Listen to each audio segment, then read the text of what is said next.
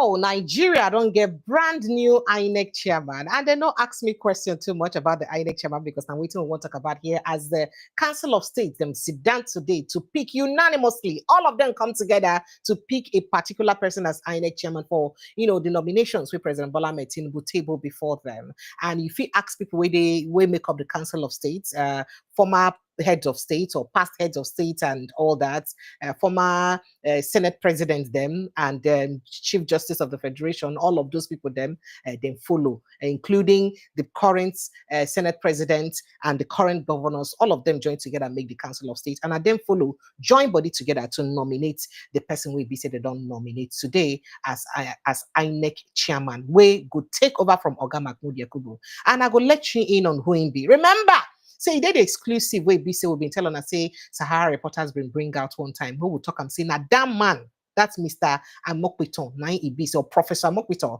say Naim, then they choose. And that's prediction or that exclusive don't come to pass because indeed Professor Joash Ojo Amupitan now don't become the INEC chairman of Nigeria. Now he go lead us through the 2027 election. Now, whether that election could be election where go leave many Nigerians singing in praises, or perhaps an election where it be say it go end the way Nigerians and they see the past Senate INEC chairman. That's the question one no. But what I do know be say Nigerians then don't they para they vex. They talk say no.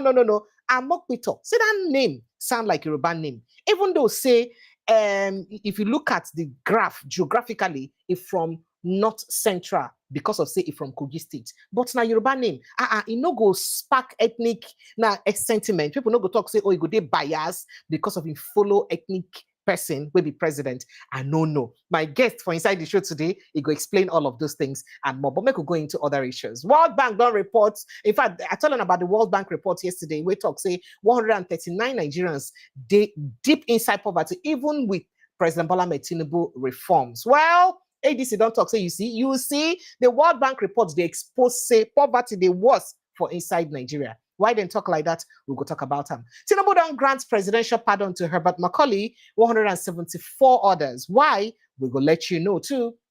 And we'll go look at the list. No verifiable evidence. Reps move to probe 18 billion.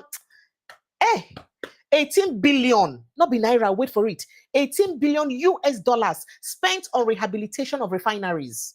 18 billion US dollars. Say no evidence, say they really spend that money. What till they use the money do? Now, House of Rep don't move, say they won't probe the matter. How far that probe will go, we don't know. I can't comment on the Kano's detention without knowing Tinubu or the court's position. Oh, you must know the court's position and Tinubu position before you put them out. Who be this? Senator Oji Ozokalo. And then moving on, Atiku Shaware don't talk, say they go lead the Free Nnamdi Kanu protests to Aso Rock. Now, Atiku's support from Nnamdi Kanu's release disgraceful. Now, so Tinubu aide talk, say, hey, shame, you wanted to go support Nnamdi Kanu na disgrace. Why? We'll go let you know when we look into him. Now, Senator Meidoki don't cry out for help as bandits ravage Kebbi State. He said, you know what? Go with on a road, though. They do road for us for Kebbi State. We don't want road again. We don't want any infrastructure. Just give us security. We will not want infrastructure again. Bad goes happen there. And I go play you the evidence. They're going to fulfill here. Federal government contact and say, no worry. Because the Office of the National Security Advisor don't talk. Say, you know what? We got you in security. Say, federal government don't unleash forest guards. Plenty forest guards don't fool our forest now to flush out the bandits, flush out the kidnappers. And who they talk this on? Your National Security Advisor, Oganuhu Ribadu. Now they talk up. So I'm not gonna worry again. More na cool temper. 2027. INEC get enough time now to verify the certificates of President Bola Ahmed Tinubu, governors, and other people will go contest for election. More can I not talk say time no deal or not get enough time now. You're not gonna begin verify them now. INEC now so Peter Obi don't talk. ADC Roads Vival don't petition police over NURTW chairman's alleged 2027 election threat. That one where NURTW chairman talk say, you know what, if one no vote APC na kpai will go kpai na, he don't petition police. What police go do about them? We never know yet. 2027, Jonathan is the man to restore hope. PDP Northern Support Group. Now then don't they talk that one. The same Jonathan want to buy casket for them. Now he go restore na hope now finally. Oh! What a day to be alive in Nigerian politics. That's what some people talk, not be me talk. Nnamdi Kanu's case should be settled outside courtroom. Femi Falana, now they talk that one. Protest rocks CAC head office over National Youth Council of Nigeria deregistration. So why I go deregister National Youth Council? And I know one could exist again. Tinubu they preside over Council of State meeting to present INEC chairman. I don't talk that one because of say that meeting don't already end. Well, all this matter and more in the share this evening. And I welcome on a plenty for inside the studio this evening. Joining me for the studio live now, Dr. Sonny Obi Maduka. No vex. I almost say that Obi. Dr. Sonny Maduka, thank you so much for joining us and welcome this evening. Another beautiful day to talk about Nigerian politics. Welcome, sir. Thank you, Precious. Thank you. Yes, Precious. so Nigerians waited. I mean, immediately Mahmoud, this gossip then where they go around. The gossip being first of all come say, hey, President Tinubu doesn't make Mahmoud embark on terminal leave or make you go on terminal leave because of say why President Tinubu been go that holiday when go for France. Now gossip, say man, you never talk since then when that gossip come out. Say why President Tinubu been go that travel for France for holiday. Say they say now your brother, your governor. Hope Uzodinma. Now you can gossip, go give her. Say, oh God, daddy, let me tell you something. Daddy, while you are away, Mahmoud Yakubu, go register new political parties so that they go win us for 2027. And Mahmoud Yakubu can recognize ADC, David Mark people them as the people then were in charge of ADC. So that's move. Now they say vex president. According to that, them say, now president say, you know what, Oga Ngwa, that your tenure when you end again, November, Ngwa start from this October, begin go your leave. Will not want again. But when that gist been come out late September. So a lot of people they talk say, if it be true, if it not be true. So as we still see Oga Mahmoud a week or so after that gist. But now it don't show say true intend at the end November, but Oga don't stop to work right now. And then from there, nine gossip they come and say they don't fish or they find person where they go use as the replacement. So for inside the Council of State meeting today, President Bola Ahmed Tinubu don't give them the nomination of Oga Professor Amupitan as the person will be seen as the substantive INEC chairman. Make I take your reaction to this conversation. Earlier today, almost all the governors, everybody been gathered for inside that location. This where Akpabio and the rest of them being laid there for. You can see the governors are all there present. Then they all be there for the Council of State meeting. Yeah, the former TJs, Chief Justice of Nigeria, Aruala,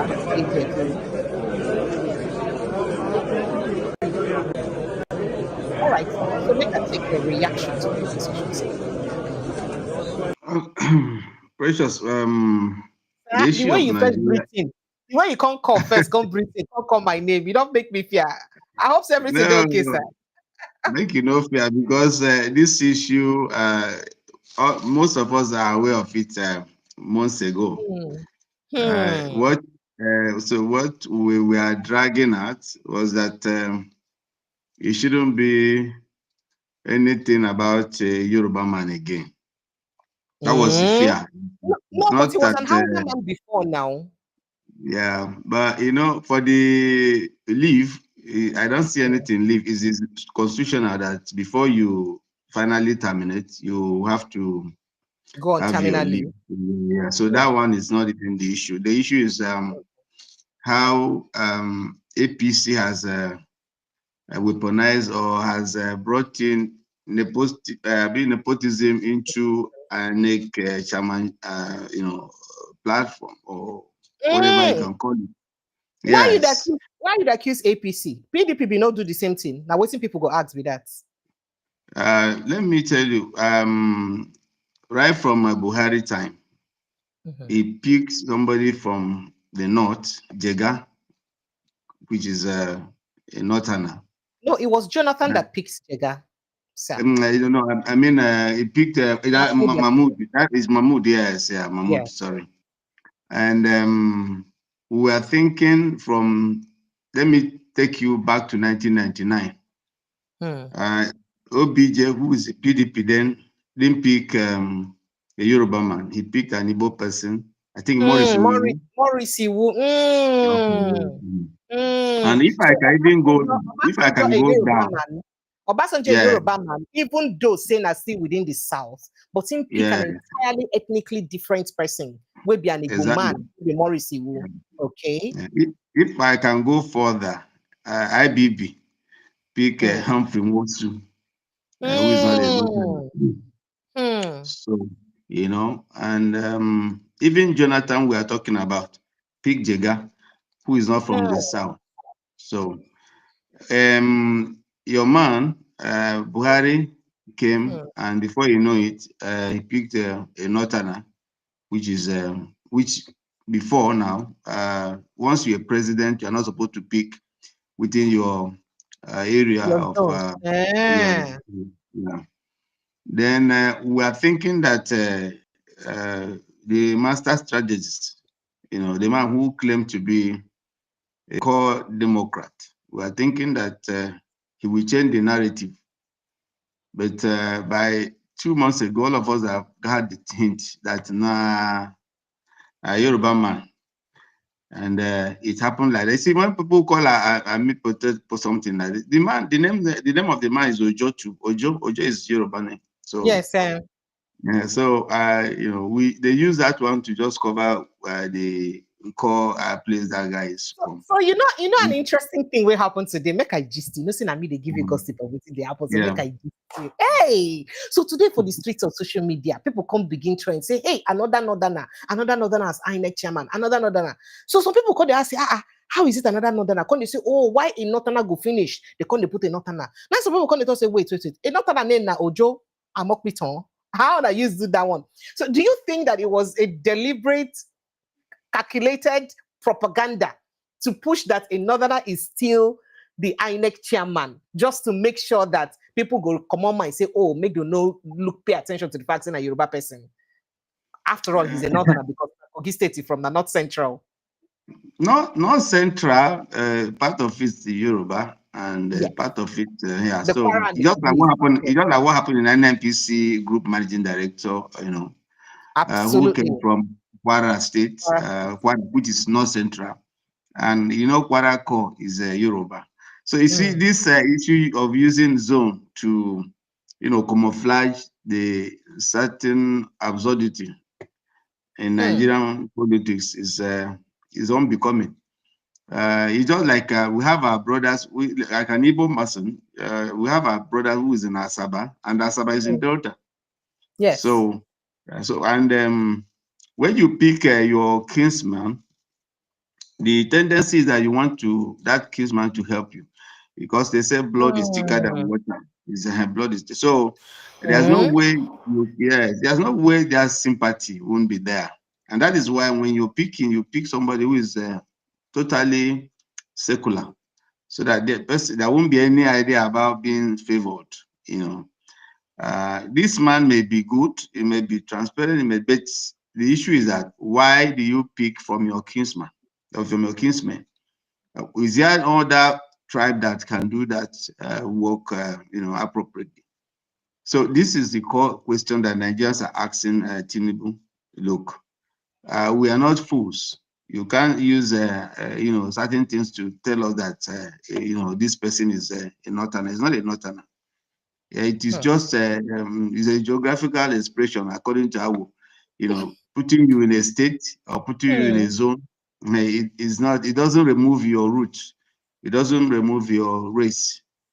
So we have our brothers who are in Kogi, who are Igbos. We have our brothers who are in Benue. We have our brothers who are in Cross River. But that doesn't remove them from being Igbos. They speak Igbo, and that is a tribe. So Ojo is, as far as I'm concerned, is a Yoruba man, and it's like a complete overhaul by this administration to give nepotism another dimension. That Nigerians look at all the appointments. If Buhari did it, why can't he do it? Because I mean, Mahmoud Yakubu not be I think Bauchi State or so from Abi. There is something we call being illegal and being unlawful. Unlawful is when this is not right and you're doing it. So for the fact that somebody else has committed offense, for the fact that somebody else has stolen, it doesn't make stealing something that we should all praise. A thief is a thief, So these are the things we are looking about. We are building a nation, for Christ's sake, and every component in this country should matter. Every component. However, even a Joe, even a Gala, whatever they are, they should matter. But when you see that appointment has been so lopsided to one ethnic group, you begin to ask, is this a country? Like now, many people will tell you that it's now a Republic of Yoruba, entity. So, and now, when I had this thing a few months ago, I was saying that, oh no, this guy would be a little bit understanding, knowing that Nigerians are not fools, we are not cowards, but it's done. And one thing I discovered about this president that he's doing everything as if nobody matters, that you can go to hell. This is exactly what brings about revolution in most countries, where one ethnic group wants to dominate others. Is not done. We have over 250 ethnic groups. Every one of them should matter. That's my submission to that. It is All right, very, very. Yeah, go ahead. Okay. So I was going to ask the Oga Ojo Amupitan, as he be say the Council of State unanimously today adopt him, but him na person we also get long-standing relationship with person we be saying na the opposition person with the opposed to President Bola Ahmed Tinubu. I'm not speaking about Dino Melaye because na long-time legal counsel and also from the same place with Dino Melaye. So if he sit down on fit also create a bit of balance because of say, the sentiment we get for Dino Melaye being in council, being in lawyer all this while, and the fact that they're from the same village, and Dino Melaye being against Tinubu. So Dino Melaye they hide down, saying, one President Bola Tinubu. So things that one fit at least create a bit of balance, or it doesn't matter. President, let me tell you one thing about politics. Politics is about interest. It's not about friendship, it's interest. So Dino Melaye you're looking at today, attacking President Buhari could be the best friend. Tinubu could be the best friend of Tinubu tomorrow. So when you think about the social media, is judgment is different from when they sit down and talk in their inner chambers. I'm telling you today that Dino Melaye, as we're looking at it from the angle of public view, is not in any way an enemy to President Tinubu. They still meet at special places. They still have their inner dinners, which me and you will know. So when you see politicians trying to assume that, oh, they are enemies, forget it. They're not enemies. And I come to the question you asked. I am not against anybody being appointed, but I'm against where the appointment is becoming lopsided to one ethnic group. That is my anger. You can't put everything that is so important about Nigerian sector to one particular ethnic group. It doesn't make sense.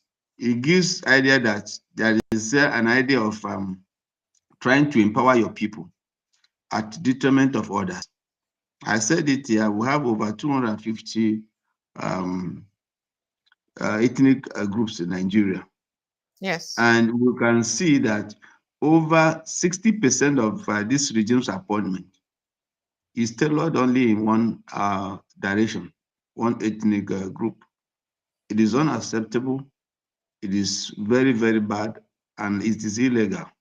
By the constitution of this country, every tribe, even if you look at the national anthem, though tribes and tongues may differ, but in one, we reign. So that kind of thing is what should give you an idea. Is it one?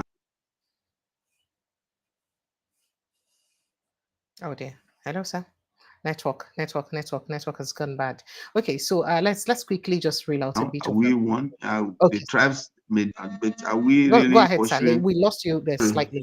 Go ahead, sir. Yeah, sorry, somebody called. So sorry. So okay, sir. What I'm saying that we must try as much as possible to de-emphasize national building on a sect or a tribe. We cannot get it right. Others may try to tell you, okay, they are okay, but let me tell you, people are not happy. And the worst thing that can happen to a nation is where everybody is keeping mute, as if nothing is happening. But when it will happen, you will be surprised, because nobody will did this country way before. Everybody gets his own right and privileges. So if a particular tribe is now being showcased as the most intelligent, it means that why are we even together? And that is it. You know, when I saw the man being presented, the way it sounded, I was thinking they are going to present 2 or 3 people so that the council can select, which is ideal. Which, if it's only one person, why are you calling Council of States? There's no need. You just wasted money, and Abuja became busy today, and traffic everywhere. Because you want to present one person, you know it's only one person. If it's 3, okay. So people from there could be a ballot. But when you know already in your mind right from a few months ago that this is the person you're bringing in, I don't think, you see, I think we are so wasteful. We are wasteful. You know, you can only bring in people to select where there's a choice. When there's no alternative. So what's the euphoria? The Council of State, no, for me, I don't see anything to big deal. Okay. The bid has been done. All right, so just a bit of background of who Oga Amupitan be. For those who know who him be, of course, Oga Amupitan, a person we be say Isabi well, 58 years old, 9 be in from Ayetoro, Gbede, for inside Ijumo local government area of Kogi State. In fact, they say when they nominate him today, the governor of Kogi State will do hail and well, say saying be man of integrity well. You know, say the governor of Kogi State, hail and well, say they sure say he could do a good work because in Sabi, he gets integrity. Now, he be a professor of law for inside the University of Jos. He specialized for inside company law, law of evidence, corporate governance, and privatization law. I think he be senior advocate of Nigeria, and at 2014, he get that conferment of senior advocate of Nigeria. He was born, I think, 25th of April 1967. Now in them born him for inside Kwara State, and he attend Kwara State, Kogi State rather. He attend Kwara State Polytechnic. He also attend the University of Jos, so he gets that background. And a person will be say don't they do a lot of things for inside the background because he get broad experience beyond classroom, in the accomplished author too, because he know write different textbooks them. As I talk, in the product of Kwara State Polytechnic and University of Jos, in get multiple leadership roles. In the long academic career spanning from 1989. So all of those things now being details. What Nigerians they hope say it go fit do the right thing. But you waiting be the tax where you think where they are ahead of this man, considering the performance of Oga Mahmoud Yakubu. We just come out. I have a very big grouse in using qualification as a criteria.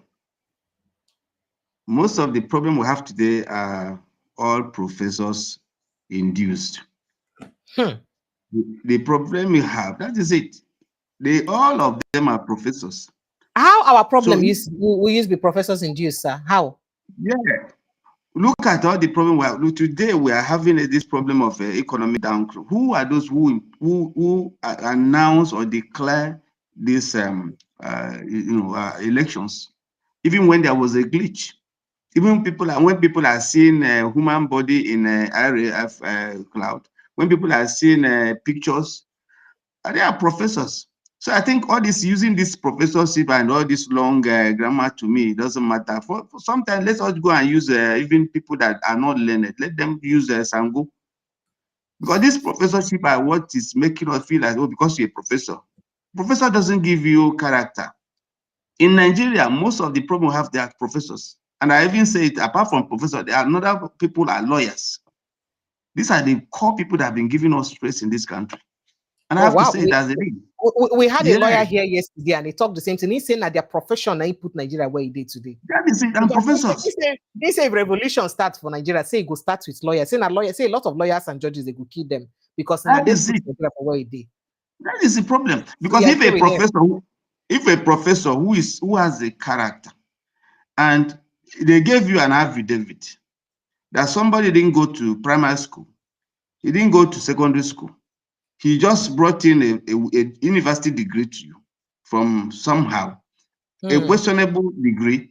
And as a professor who's supposed to have the highest standards, highest moral value, a person that is so esteemed because you have gone through a process, and you still pass that person to go and contest, your professorship has no meaning. If you're a professor and you don't even have the empathy when people are saying, look, this election wasn't right, and what a professor can say is go to court. So professor, as far as I'm concerned, has been the problem we have when you talk about elections and this and that. Professors, lawyers, and judges, they are the problem. And all these people are people we call learned. So you discover that learned people have been the people who are unlearned us. They've unlearned us. And why do I say this? That I did a post sometime. I said, Nigerians are being led by uneducated that were imposed by educated. Hell. And that is the problem. Okay, go repeat them again. You say Nigerians they led by uneducated. When are the educated imposed on us? And who are the educated? The professor. A professor that will come out to the open and start reading something else. So you know, that's why when people start reeling out the CVs of these professors, I just laugh. What matters is character, and I believe, I pray that this one, Professor Ojo, will be able to look at the profession, look at the academic prowess, and decide to go another way. And if you watch, I've always said it, when you make professors, all of them as returning officers, and you discover that not up to 5% of them, you can say these are incorruptibles. Because when they give you figure, look at what happened in Rivers State. Look at what happened in Lagos State. Let me just give you these two. Professors presiding over corrupt electoral process. A professor like Mahmoud that came out to the open and said, look, this year of election, hold me accountable. Every of your vote will be counted and it will go straight to the IRF, to the portal. And it was mad. You came out and said it's a glitch. And you know the worst? When it was even in the court, when they were in the court, instead of them being neutral, they were more of partisan politics, a political party. In fact, their political party attached to APC then. And who is the head of that INEC? A professor. So when you talk about professor or doctors or whatever, nowadays, I don't even reckon on whatever you are. I look at you from the character, because there are people that are not these professors, but they are, when you talk about character, when you talk about honesty, they are the epitome. So professors, do you think people respect professors today? No.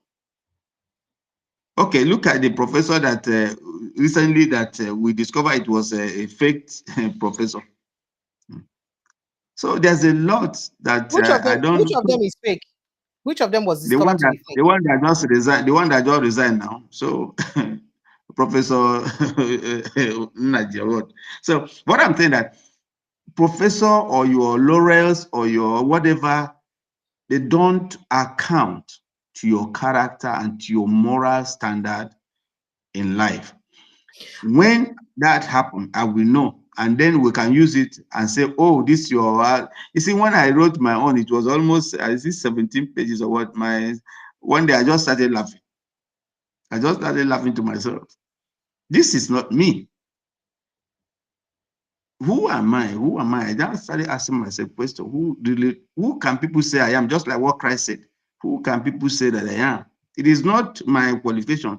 It is how, when people are discussing about you, they can say, of note, Maduka can be trusted. That is the ultimate. Not bringing out your motivation. At the end of it, you give us somebody that you know, even you, that is a professor, you admit students. You will never admit students whose qualification is not in tandem with the provision in that school admission provision. So, but you can admit that when it's a national issue, that national issue that we're even looking at you as somebody who is going to be a moral pathway to national, involvement. You messed it up, and tomorrow now, Mahmoud will head to classroom and start teaching. You teaching? What are you teaching? So, are you teaching that Nigerians have seen what you did as right or wrong? Until we start looking at values or looking at characters, not from qualification, because paper qualification can be bought nowadays, but from your acts, from what you do, that is the ultimate. So I feel somehow not too keen, because I am in the village, I've seen people that are not educated, but you cannot fault their character. You cannot fault their honesty. So this is it. Do you know that sometimes when you want to give job, let me give you an analogy. You have a job, you are giving to a professor, and you're giving to maybe a malam. A malam will do that work more honesty than that professor.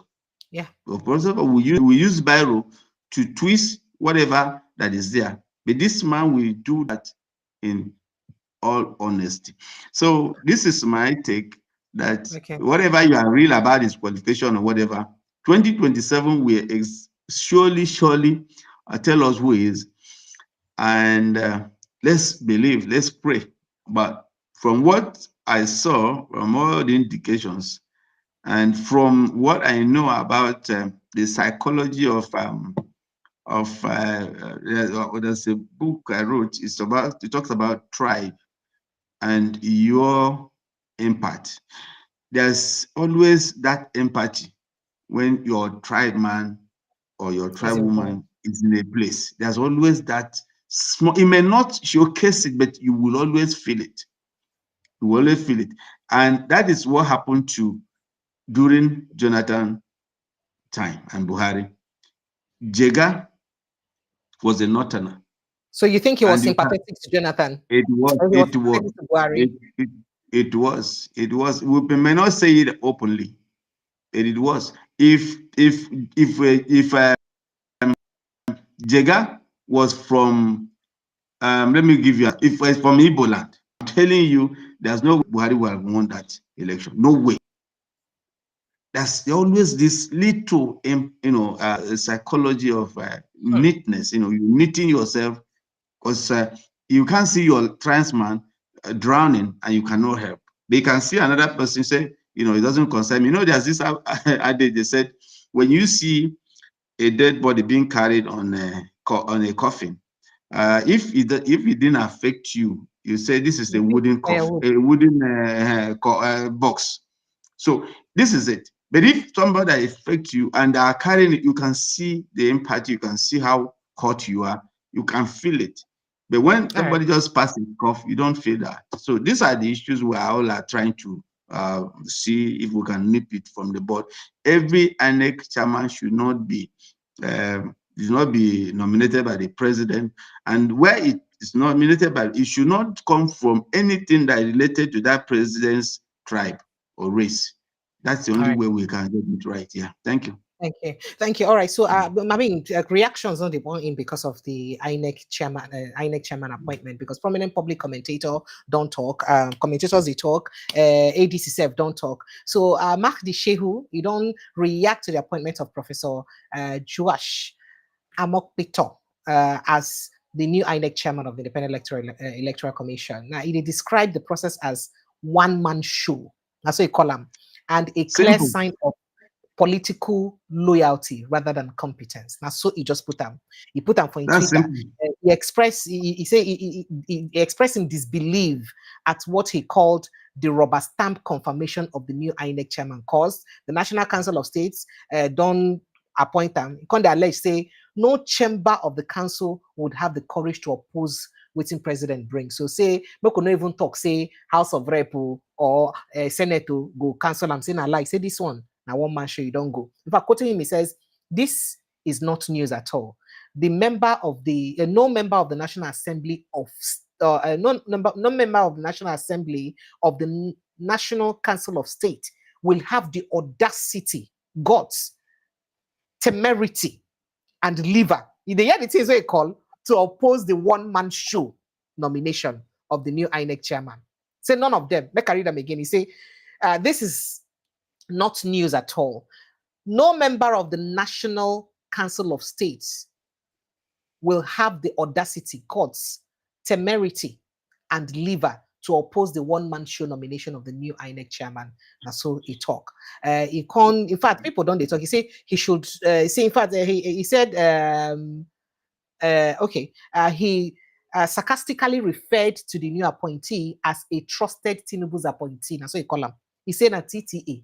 Trusted Tinubu's appointee, advising him to immediately assume office without bothering about Senate confirmation. No, wait, when they confirm you, whether they confirm you or not, that you get that position, nobody will come from you. He should not bother about the Senate because they can't oppose his nomination, as they have been standing on a command and mandate since 2015. If I say, since this administration, they're on top of mandate, so there is no need. It can't continue in critics. He urged the new INEC chairman to act like a loyal servant to the president, suggesting that loyalty, not integrity, was what guaranteed such appointment. So you know, say now your loyalty to President Tinubu give you this appointment. So make you maintain that loyalty. Forget about your integrity, because integrity not they work for inside this conversation. Immediately he resumes, he should send his signature to all banks where INEC has accounts, ask for balances, review his budget by 500%, and begin to receive visitors from his zone, church, and donor agencies. Now, so he writes, he also advised him to pre-record the results of the 2027 elections on a hypothetical basis as a sign of appreciation, claiming such gestures would ensure endless approval of budgets and immunity from anti-graft agencies. Sheikh also concluded by alleging that INEC chairmen under successive government have been more loyal to the president than the Nigerian people. He said, remember that all INEC appointees, particularly the chairman, must direct 100% of their loyalty to who appoints them. They have no business pleasing Nigerians or respecting the constitution, and that's shallow INEC acts. That one no matter at all. Waiting this level of sarcasm mean to the integrity of Nigeria, especially for an empire where they determine the fate and future of Nigerians. Oh, by the way, make I quickly take the reaction of ADC too. ADC say they don't hail them, congratulate them, and they say be loyal, making them loyal to Nigerians and not the All Progressives Congress. And so they talk. Bottom line, say make it try they loyal to Nigerians. Say we are cautious, but we expect that the new INEC chairman, or we expect him to have a personal ambition to do better and restore the confidence of Nigerians and the world in general. He must understand that his loyalty is with the Nigerian people, not the government. We are willing to give him the benefit of the doubt based on his track record. But now he has the opportunity to make a good name for himself, for his children would be proud of him, to be proud of him, or to soil his record and end up with ignominy. And he says he should bear in mind also that his tenure will ordinarily last beyond one electoral cycle.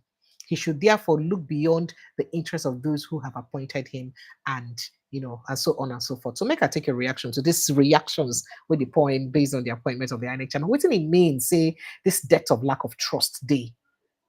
This kind of trust deficit day.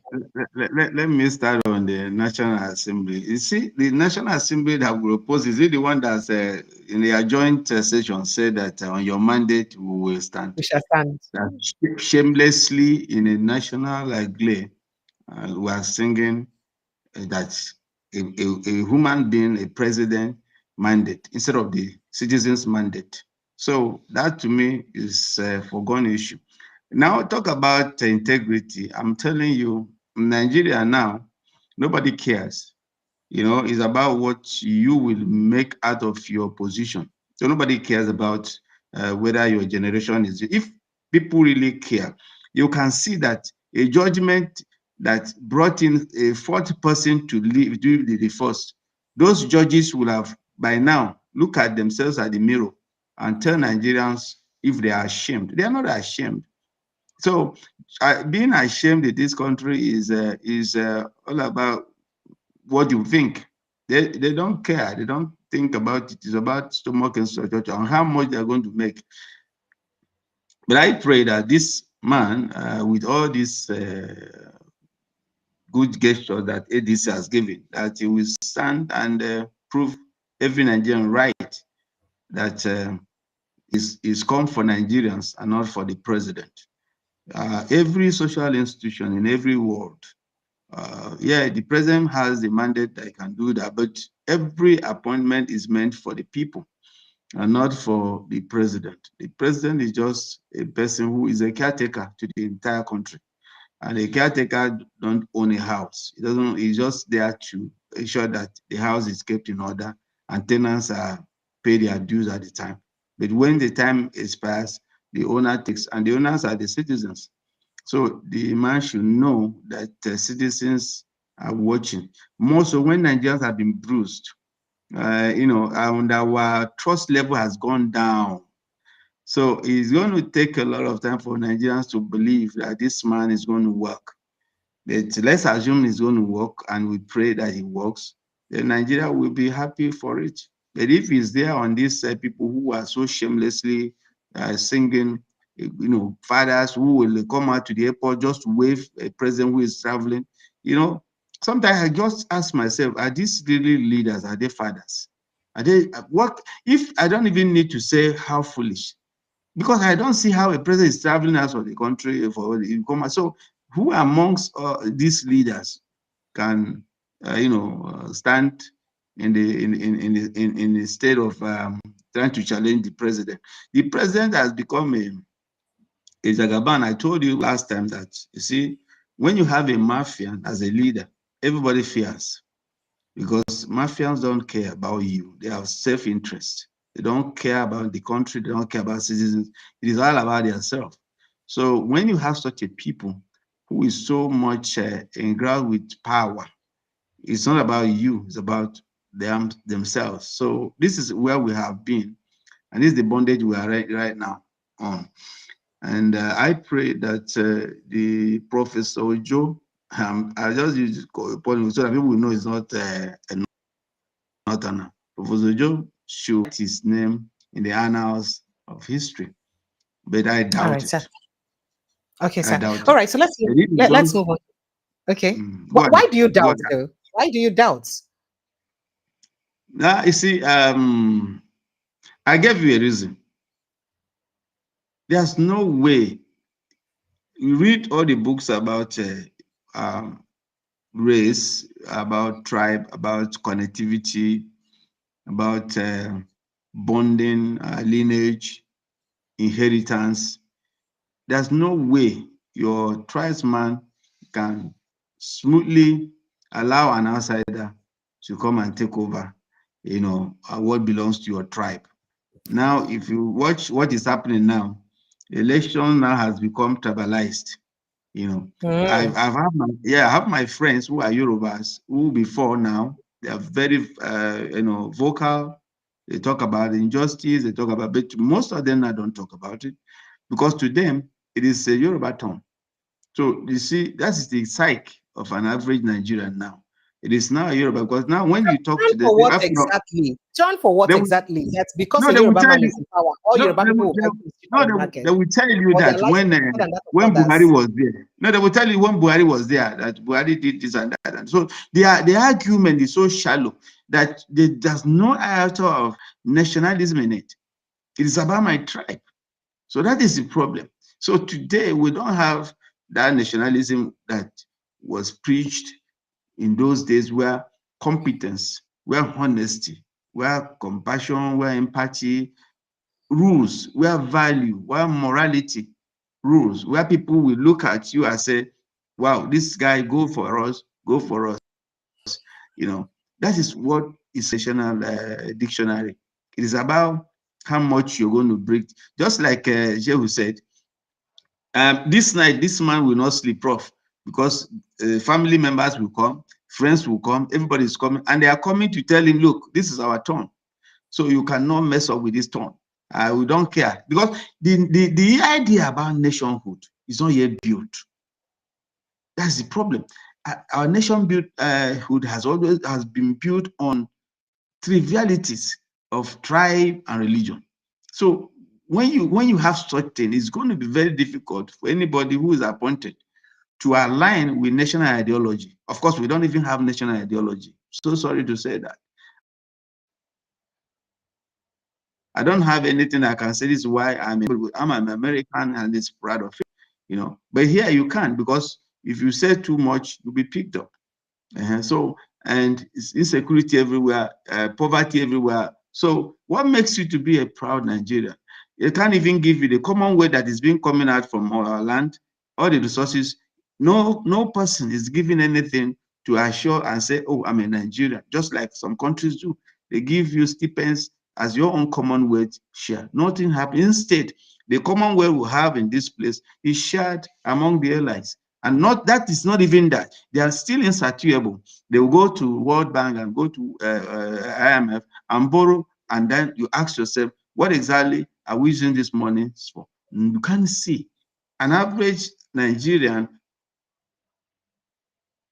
I'm telling you the truth, we will be proud of the flag.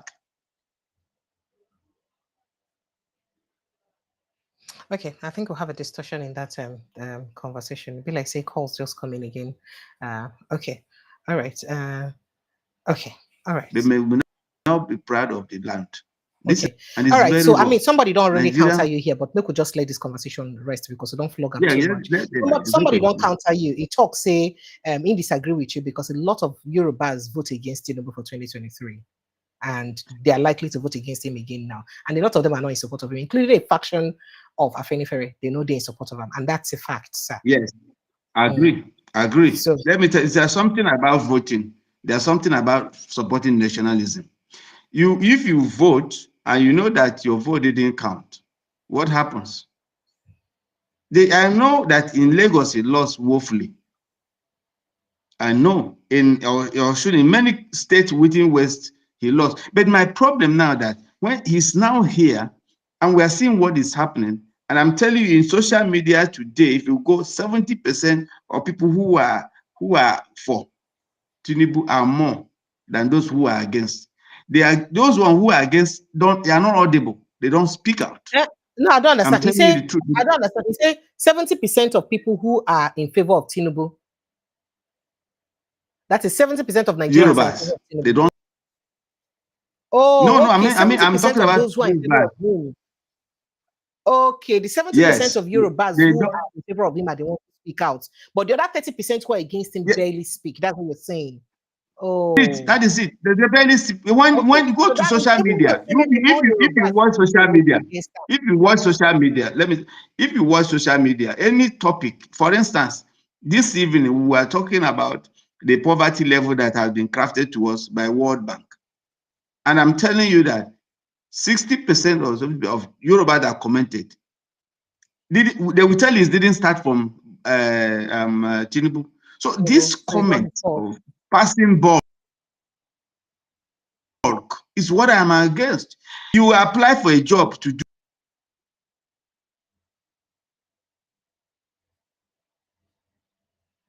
this job. Okay. Nobody forced you. And if you are rebelled, that's what I'm saying. Because it's a job that you know you should. You agree that you're going to work on. So if you fail, don't give pass bulk.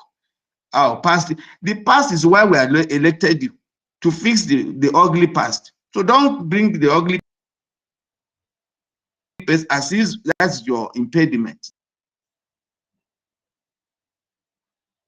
Okay. All right. I think your network is really distorted. That's my problem. There are many Yorubas tribalists, and if they do, that is the problem. All right, sir. So, you mentioned poverty. Let's go straight to poverty because we get plenty of conversations where we won't talk. I know, so you see that report where World Bank carry give us, Abi. I say, make I tell you, say ADC don't reply to them too. And say World Bank come out yesterday, say, President Tinubu reform, they do well. Say the thing, now step in the right direction. They shoot well, sharpshooter reform. But it's just that the way they reform, they never they show for the body of Nigerians. So, and apart from that, it can't be like say more people for Nigeria don't enter inside poverty, according to the report. So people are not saying that, excuse me, how can the reform be so good? And then at the same time, more people they dive deep into poverty. So now waiting ADC now don't react. Say, how? Say this thing where be say World Bank talk now, don't expose waiting them ADC don't they talk since you see, say this man they push every Nigerian to poverty because even people waiting, I say they've been dealing middle class before now. All of them olule, they don't enter inside poverty level right now. And so the spokesperson of the ADC, Bolaji Abdullahi, nine talk this one. He said, say the World Bank numbers don't tell, say they tell a painful story under the APC and President Bola Ahmed Tinubu's government. Say more Nigerians have fallen deep down into poverty that at any other time for Nigeria history where they don't ever enter. He said for 2019, 4 out of 10 Nigerians have been day poor. But right now for 2025, 6 out of 10 Nigerians, if not more, 9 day poor. In fact, he described the reports of World Bank in the number of people living below poverty line. He said from 81 million people who will know where they live under poverty for 2019 to 139 million for 2025. Remember, when they look at people where they below poverty line, no? We never look at that report that then been bring out for 2022, where then they talk about people where they face multi-dimensional poverty. You know, say the fact say they live below poverty line, no mean say you need they live above poverty line. No mean say you they suffer from one of the multi-dimensional poverties. You understand? So that one they different because multi-dimensional poverty is a different kind of poverty. Poverty of lack of nutrition, poverty of better gas to use cook or better fire to use cook, poverty of electricity, poverty of access to healthcare, poverty of education, poverty. That one, it's too plenty. So we could just leave the one way be said and talk now. So now not talk now, say from 81 million who don't reach 139, meaning say it remains small thing if we be saying almost all Nigerians, because if we did 200 million plus and 139 million, they below poverty line, waiting can remain for our body. Now, he said, we recall that President Tinubu in his independence address declared triumphantly that the worst days are over. Say, where the worst days, Nana? Where people no fit chop food? Why he be say this? I said, now just statistics, it's just the name. Say they don't get this, they don't get that. But see, why the reality would they face Nigerians a different thing altogether. He said the poor families now spend roughly 70% of their income to get food, leaving nothing for rent, school fees, or medicine. Say, which can contribute this? Now, ADC, they complain like this, but make I take a reaction, sir.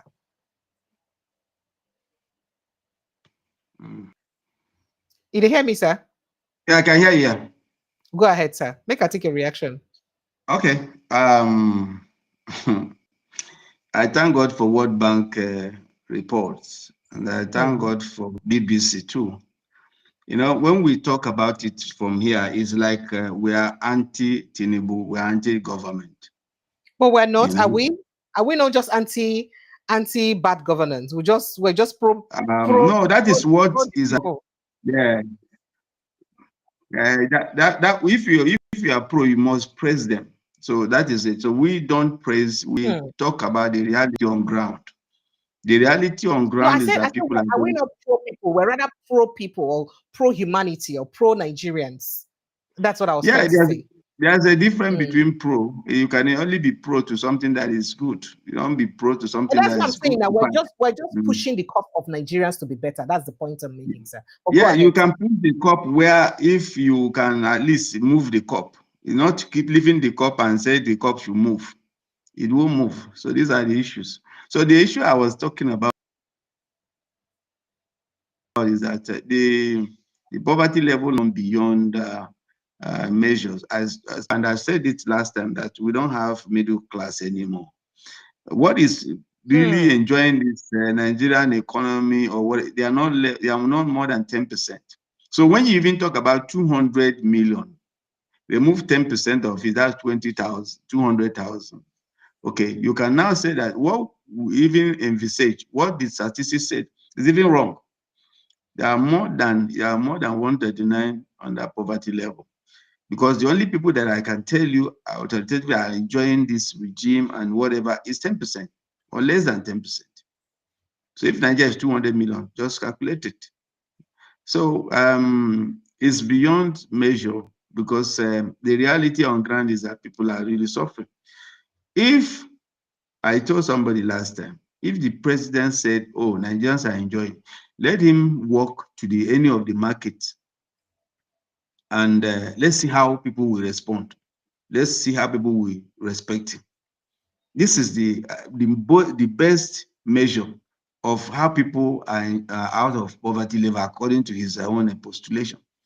Let him go to any public place and hail him, say, "I'm Tinubu, I'm the president." Let's see the reaction. So you can't stay one place and just grill out because people are hedging you. Nigeria are going through poverty level, and it's more than 139. I'm telling you the truth, it's more than. Oh, so it is this 139. I just estimate where no be the real figure. Estimate, that's estimate. It's estimate. Even I think Bureau of Statistics are made up to, I think, 140 million. Yeah, up to 140 million of Nigerians are on that poverty level. So Nigerians are going through here because one, the measurement of good life is being in a wrong direction. Let me give you an instance.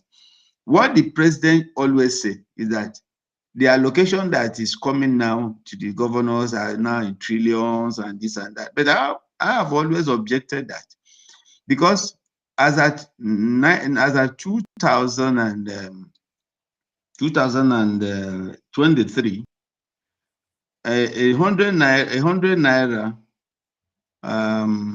is okay. The dollar is 400 and something. Let me use average of 400 naira. Now, you now came and removed the subsidy. Our naira went all the way to what? 150 or 160.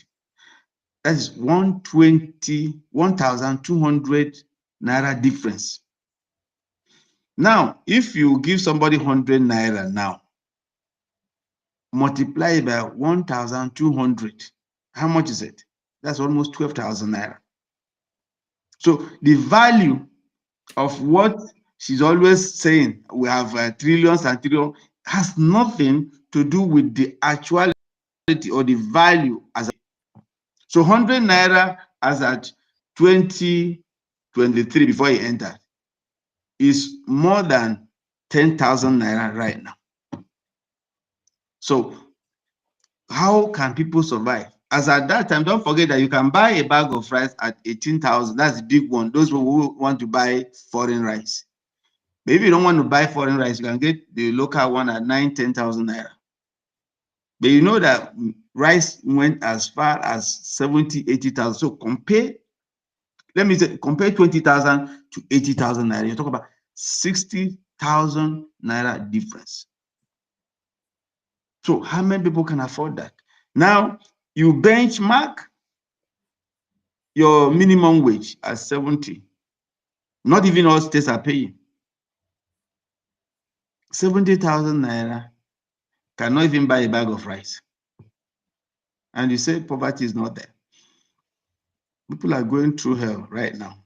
You know, if you are in the village like I am, you will understand what I'm saying.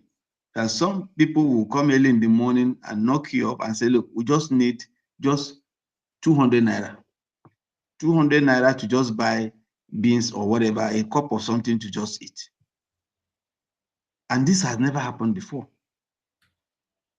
You want to go to farm, you cannot, because even to farm now, you have to be very, very rich. Because to do farm now, a ridge that I did them at the back of my house, if I tell you just a small place, if I tell you how much I spent to get that place cultivated, no poor man can do that. So things are really not too good. And unfortunately, the measurements of APC is always using how much we have made now, how much we have now, that before governors have to have billion, now is trillion. What is the value before now? Your billion, that's the billion then is higher than what you're doling out now. Don't forget now, there's not even, like in Maryland, now gas is not there, and everyone is struggling to get gas now. No, okay, it's not, A kg of gas is selling for as much as 2,500. So for you to buy 12.5 kg, you're spending over 35,000 naira now, thereabouts. So how many households will buy gas now? So it means that people are going back to the ancient days where firewood is what, and we are talking about climate change, fossil gas. So what are we talking about? People cannot cook with the simplest thing, the cheapest that every Nigerian should have is kerosene. You know, people don't talk about kerosene now. No, that's gone. It's going extinct already. We don't pass. We don't pass. We need to look at them again.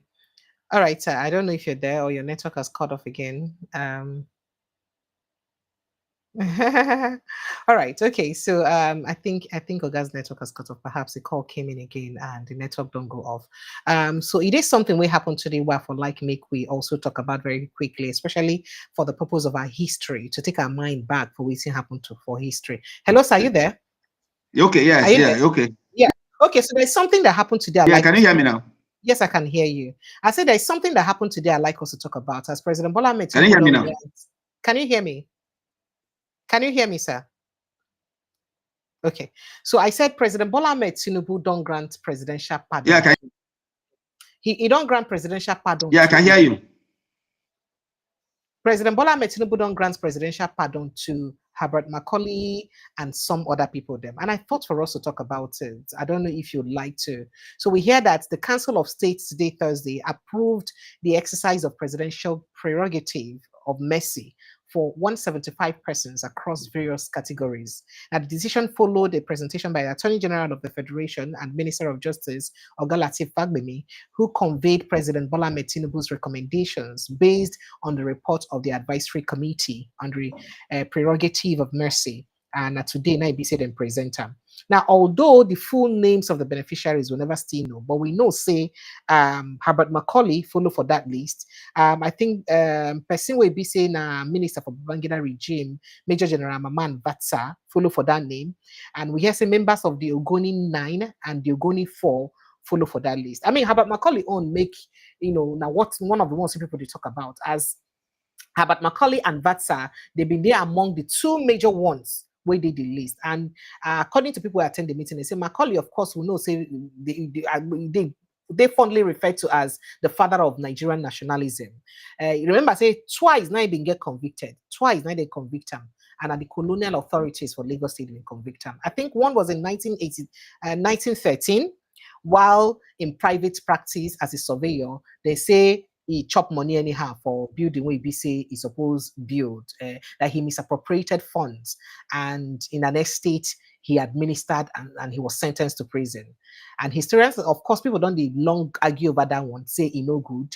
And then in 1929, after his Lagos Daily News published incendiary claims during the Eleko Oba of Lagos agitation, he was also convicted of sedition in that gunpowder plots, that case we get to do with gunpowder. But the other people, they will see, they look forward to knowing them. Waiting, you go get to talk about this. Seriously,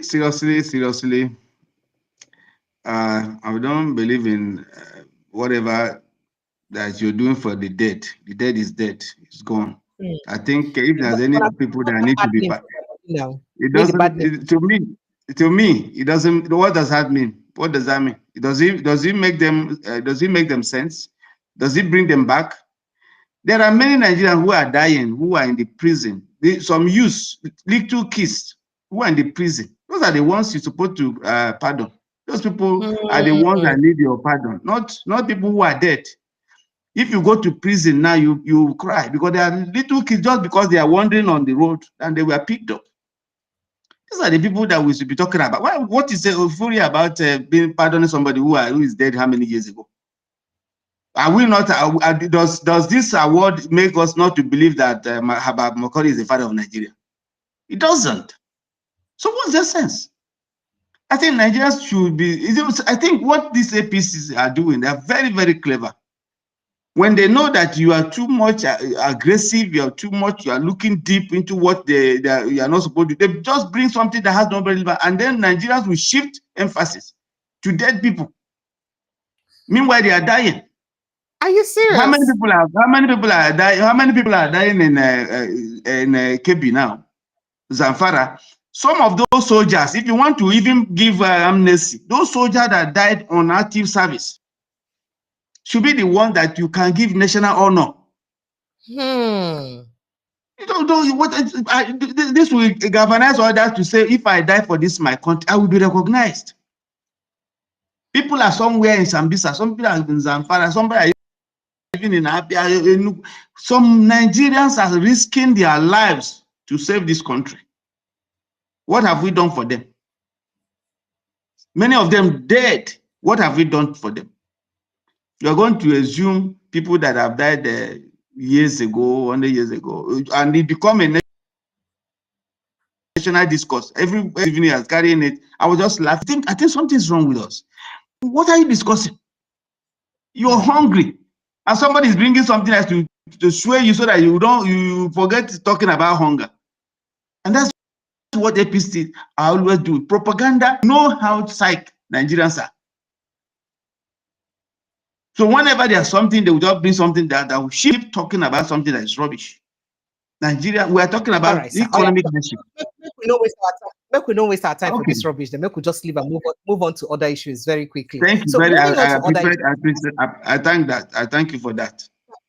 Thank you, sir. As you talk about Nigerians dying now, I just thought that there is no appropriate time to talk about this than now. As Garuba Musa Maidoki, the senator where they represent Kebbi South Senatorial District, he don't cry out for help amid incessant bandits attacks to him people. In fact, for the floor of the Senate yesterday, Wednesday, he tell the Senate President point blank, he said, please keep your roads, your schools, all your renewed hope projects. We don't want again.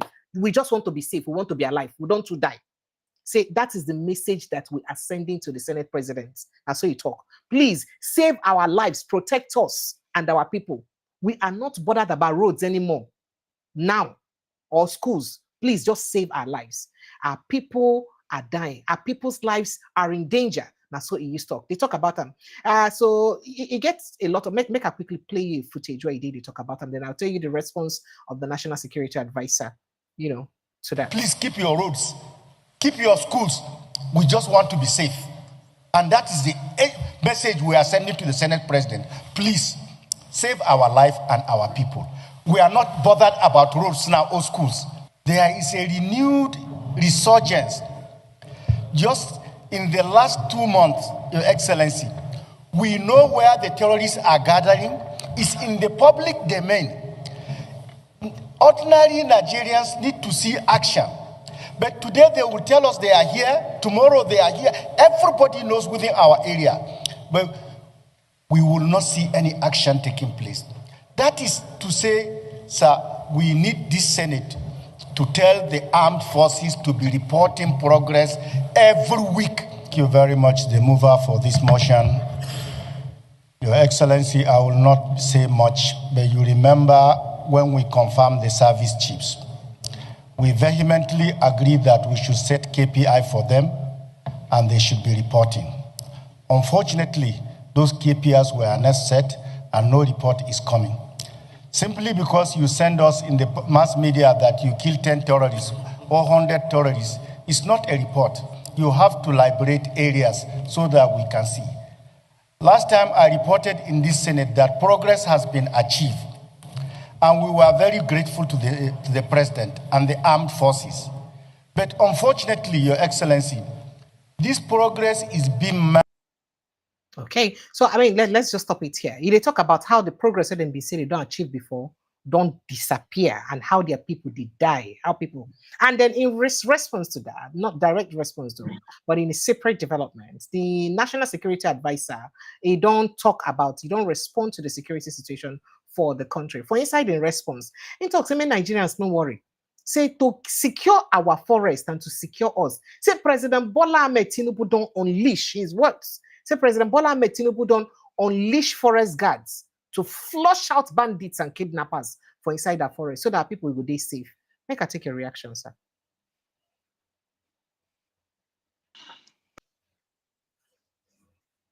There's one thing, something to actualize it. You know, they see more of talking about, look, there's much talk to Lord. Look, we need to see the actions. We need to see it tangibly. We need to verify the actions, which of course is not there. You know, I said something the other day. If you build roads, you build hospitals, you build all the everything, and there's nobody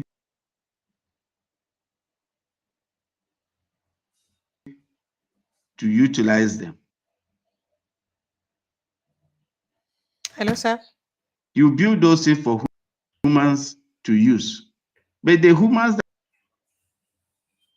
So that is my point. And until we decide to know where we've spent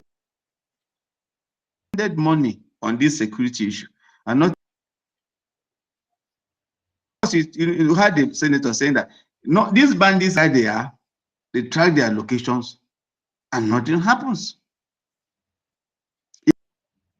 This insecurity has become it has become a business venture, and for their lives.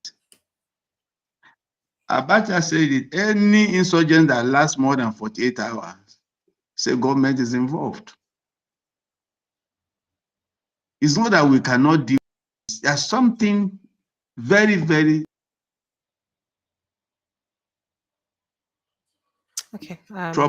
troubling. And that tell Nigerians why this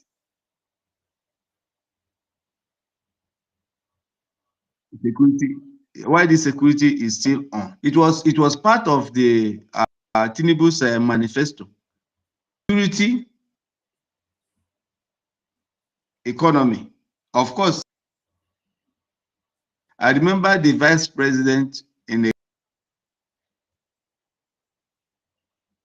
over the security while the president takes over. That's why I'm telling you that they route postmortem whatever you call it, amnesty. People that are living. What are you doing so that they can live? So, you know, it's priority. That's what I'm doing. Priority. That's what we're doing. You just wake up and you think about what to do so that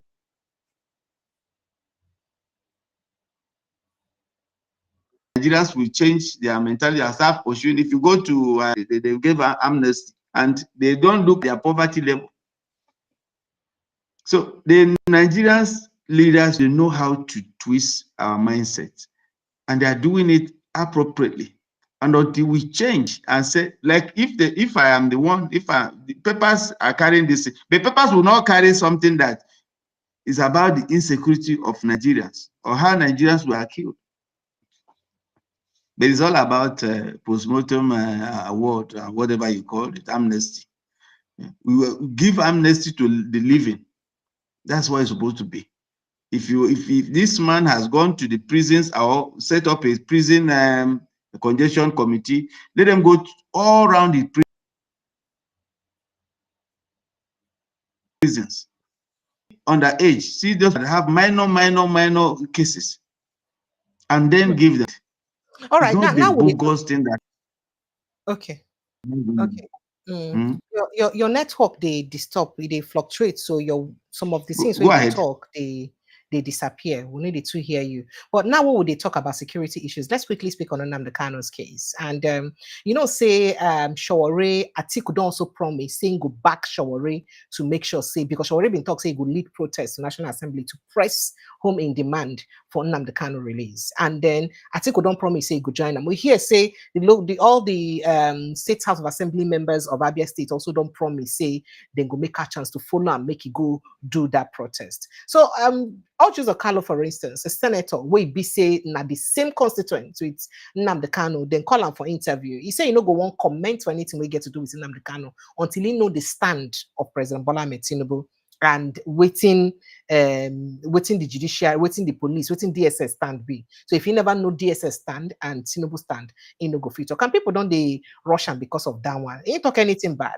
But beside that, Other people too don't they also abuse or insult Atiku Abubakar for obliging or perhaps bringing out himself, say he will follow protest for Nnamdi Kanu. In fact, person where be say they work for President Bola Ahmed Tinubu, senior assistant, special assistant to President Bola Ahmed Tinubu, don't insult him. He's senior special assistant to President Bola Ahmed Tinubu. He named Atemetokwe Ajayi. He don't describe Atiku Abubakar, say na desperate in India. In fact, his words to say Atiku Abubakar, it accused him of exploiting the sensitive legal matter for political gain. That means Nnamdi Kanu matter, a very sensitive matter where they legal. And a lot of people go say, what's this sensitive about Nnamdi Kanu case? When are they sensitive about the Igboho case? Or when are they sensitive about the same Shawari case? Why it be say when it comes to Nnamdi Kanu case, it will be a different matter. In fact, what's they sensitive about Nnamdi Kanu case? When are they sensitive about Boko Haram who they give amnesty for on top the DRR program? And what's sensitive about the bandits them? So what is not sensitive about that? And now what people they talk in response to this reaction where President Bola Ahmed Tinubu assistant make I take your thoughts, sir. Let me start with Ojuzo Kanu. It's unfortunate really that an Igbo man with a full, who has been a governor of the state, a person that's supposed to be a leader, should spill out that kind of words. Even if your son has stolen or done something, wouldn't you try to protect your son? Wouldn't you try to rescue your son before you even ask questions? So for somebody like that to say that kind of means that from beginning, he's more the betrayers Igbos are talking about. Because if he's not a betrayer, I wouldn't be talking about getting certain idea from President Bola Tinubu or the lawyer. Is he not aware of everything that had happened? Is he not reading? Are we talking about the normals? We're talking about settling this matter out of court. There's nothing wrong as a prominent leader in Igbo land to lend his mouth or his words to say, please, President, please help our children. He's supposed Nnamdi Kanu is supposed to be his child, and he's coming from Abia State. Now the same one here consider so he can tell you how insensitive some of our leaders are. Our leaders were always said some of them are so betrayers, as you know, they don't have any moral sense to know that what is befalling your son and you take it is okay, can befall another person. The issue about Igbo case has always been on the burner. We've asked this question many times. There are court declarations that have set this man off the hook. And that is why he's not in prison. That's why he's in detention with the DSS. So why are you still keeping him? That is the question. They are keeping him. People are now insinuating that he didn't care because he's an Igbo man. Because if he's not an Igbo man, there's no way you would have kept this man just by saying certain things said. Don't forget that recently we saw in Katsina where full-fledged armed terrorists engaged in a meeting with a state. And after the meeting, well armed, though, very, very armed, heavily armed. And after the meeting, they were held and they left. And these people have killed. They've killed many. Abi, you never see the whole press conference. The whole press conference, carry my they talk. Say we don't release these people. More than no come for us, so we don't do this one. No, it's sad. That's to tell you what the country we are talking about. I told you before that this is not just a nationhood. A nationhood that thrives on tribalism, on religionism, is not a nation. So Nnamuka, has anybody said that he has carried a gun? I thought one of the cases they asked, has he ever killed somebody by? He said no. Everybody has a mouth because it's a freedom of speech. Oh dear, I think the network has booted him out. Okay, so we'll have him rejoin us and let's quickly rush through the story. So that's what Nnamdi Kanu, what's his name?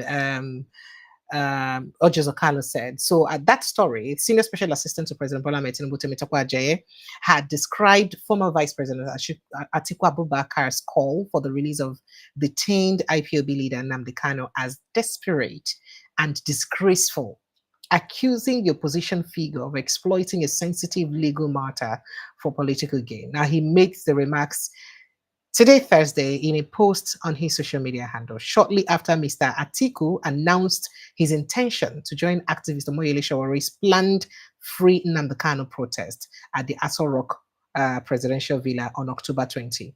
Now, the political desperation, quoting him, he said, the political desperation that will make a former vice president and a supposed statesman advance this kind of disgraceful agenda is mind-numbing. That's what Ajayi talk. He said the political desperation that will make a former vice president and a supposed statesman advance this kind of disgraceful agenda is mind-numbing. So Mr. Ajayi then said it was mind-numbing that a former vice president and presidential aspirant would publicly align what he described as disgraceful agenda that undermines the rule of law. Mr. Atiku had earlier stated that, of course, he's good, that Mr. Kanu's prolonged detention, despite multiple court orders granting him bail, represents an open sore on the nation's conscience and a stain on the belief in the rule of law. He said, defying court orders that granted him bail is an abuse of power and an assault on justice. I lend my voice in full support of the campaign led by Omoyele Showore for his immediate release or due prosecution. But responding on behalf of the presidency, that is on behalf of Tinubu, Naya Ajayi insists, say the blame for the prolonged legal process lays squarely on Mr. Kanu and his lawyers. Really, even Nnamdi Kanu had just stayed long in detention, or if Kanu has stayed long in detention and his case has dragged on, it is because he made it so himself, not because the legal system is against him. Kanu and his lawyers have used every trick and legal gymnastics to frustrate his trial. The prosecution has closed his case against him. It is time for him to open his defense. He further noted that the court had already dismissed a no-case submission entered by Kanu's legal team, ruling that IPOB leader must be tried. No politically motivated protest will stop that effort of the court from going on. This is part of what Mr. Temitope Ajayi said. But let me get back to our guest. Well, you hear all the things and we BC Tinubu person talk. So he said, now the kind of lawyers now the delay in. Say the use style the delay and all those. But let me take a reaction, sir. Okay. First of all, I'm sorry for the network problem. That's a serious problem, but we'll get over it. So, in fact, what the state is saying is very, very wrong. The same case that is being prolonged is the same case that Kenya court has already adjudicated. Kenya court has already awarded a lot of fine against even the state. Yes. And even now, the Kenya authority is asking that Nnamdi Kanu should be returned.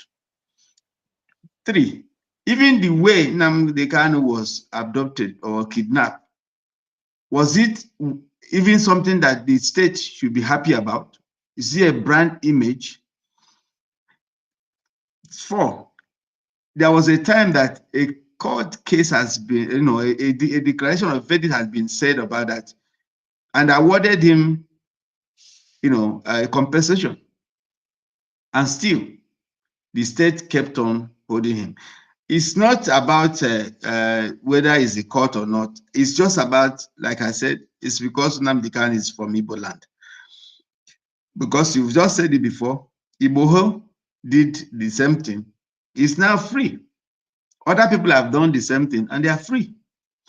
So why keeping Nnamdi Kanu? I think the government has a way to, shift their own argument into something that is not even admissible. All right.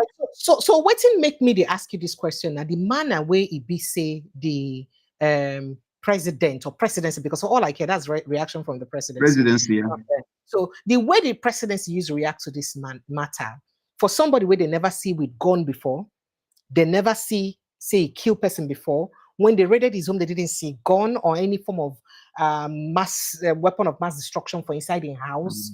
You understand? And versus the way we be said they use keep mum for the repented bandits and Boko Harams, and the kind of havoc where those people they commit. So the thing come to me like say, and I ask you, what's be the same when the kind of commit versus the same way we say the people when they give amnesty today don't commit. And for instance, I remember saying when Igboho, I mean him and Igboho, Nnamdi and Igboho were basically fighting for the same thing. In fact, there's even somebody in this country that has brandished a currency, a particular currency. That was not Nnamdi Kanu. And then when Igboho's house was raided, they were cashier of arms. They were seen in his home. That wasn't seen in Kanu's house. So I want to understand why Igboho will be freed. And he's not even a discussion to the presidency. And then the presidency will be making such a statement about Kanu. I'd like to understand. Now, a lot of people, they blame him, before you go on, sir, a lot of people, they blame him on the End Bad Governance protest, say Nnamdi Kanu words incite violence for that protest, and say properties will belong to Lagos State spoil and a part of the anger. But make her take your reaction. Let me be blunt with you.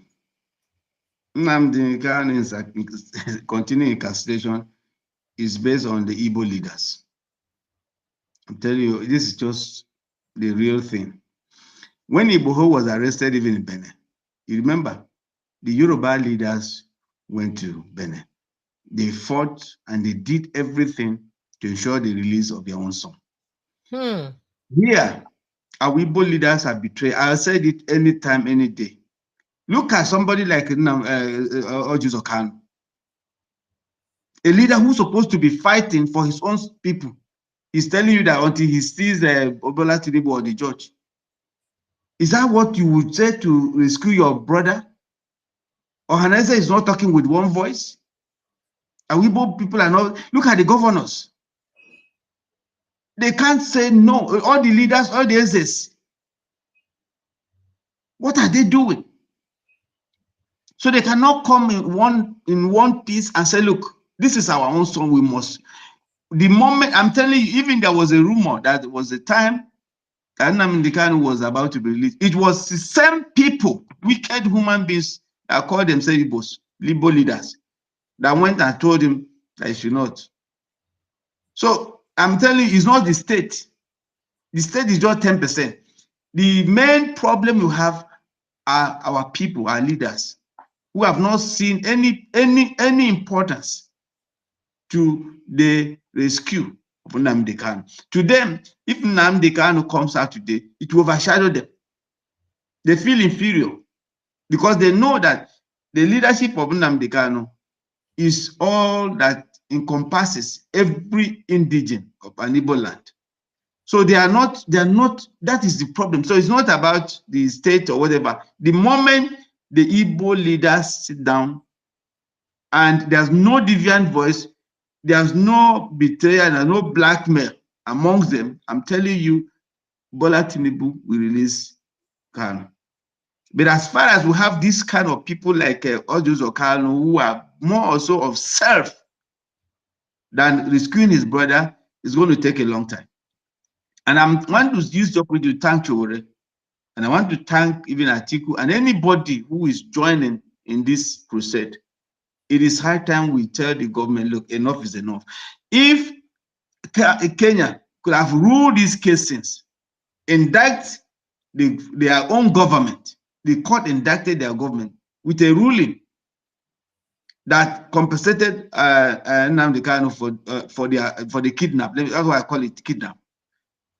And the government, even the World International Amnesty, everybody they've said about this incarceration, how it was adopted, everything, and still the government is reluctant and telling us rubbish about judges or law. What law? What law that you went to another country and kidnapped somebody? And that is why kidnapping now in Nigeria has become a lucrative business. Because if government is part of kidnappers, then what is our citizen going to go to do? Citizens are going to be part of the kidnapping spree, because if government is number one, then citizens number two. So kidnapping everywhere is no more is something too bad. It's a business, because government started it. How can you go to another person's country and kidnap somebody and come back, instead of you to be remorse, to be repentant, to feel you are now boasting that you kidnap somebody and you're happy? Then people are kidnapping now. You see? So the major problem is not the government, it is our people. All right. So Femi Falana thinks that it should be that this is a case that should be resolved politically. Do you agree with him? He said that there is no reason or basis that this case shouldn't have been resolved politically before now. After all, say if we go give bandits and other people who don't commit very, very serious offenses amnesty and pardon, why would no fit politically resolve the matter of Nnamdi Kanu?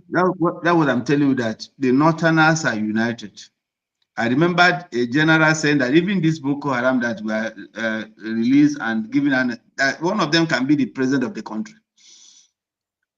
So this is the issue. When somebody stated here that one of the reasons we make it don't be because of saying Nnamdi Kanu insult a lot of Igbo people when in the free. Say they insult them well, so now we see make a lot of them no one come together, come seek for it. Insult them. That insult is it not true now? That insult is it not true now? Is it not reality now? Why shouldn't he insult these people who are betrayers? They should have proven him right or wrong.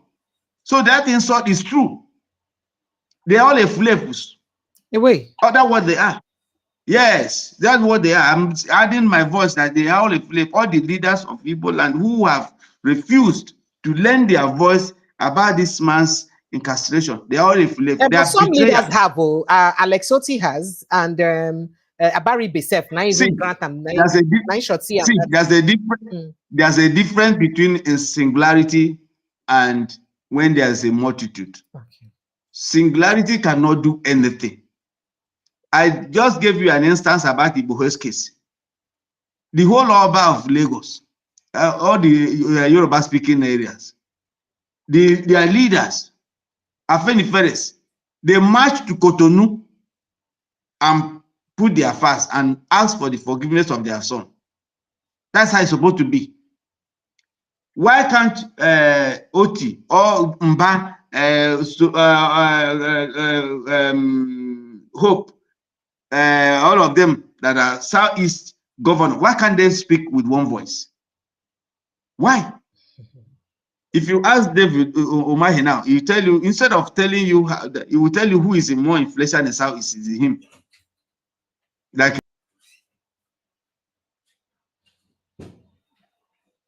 Okay, I think the network has gone bad again.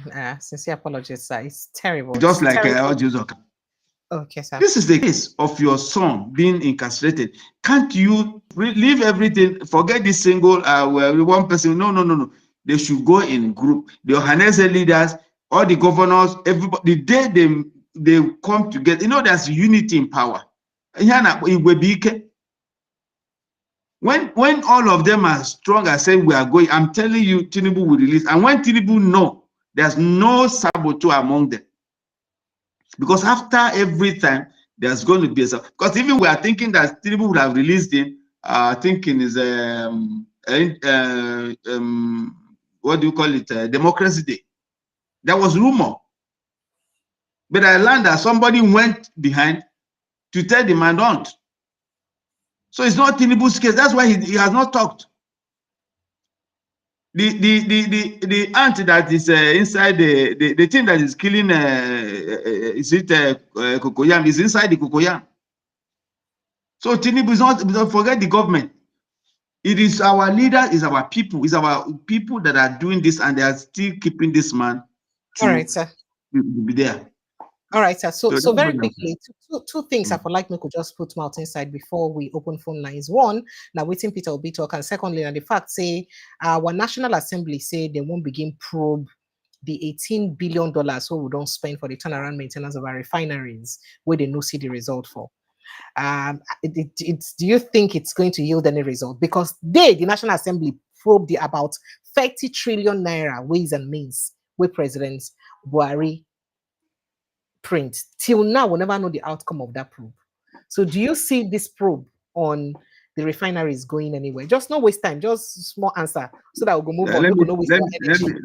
No, it's just a jamboree. It's a question of trying to remove our mind from the reality on ground. Have they finished the NNPC case of almost 200 trillion? Have they even their own that they padded their budget? Yes, it's the missing 200 trillion. So have they finished probing it? So you see, that what I told you, our leaders know what to do, and what they do is that they look at our side when we are getting so worked up. They bring something that will make us to feel that they are working. So is it today that they know? What about the 16 billion about the power sector that the fourth or the fifth assembly probed? Where is the report?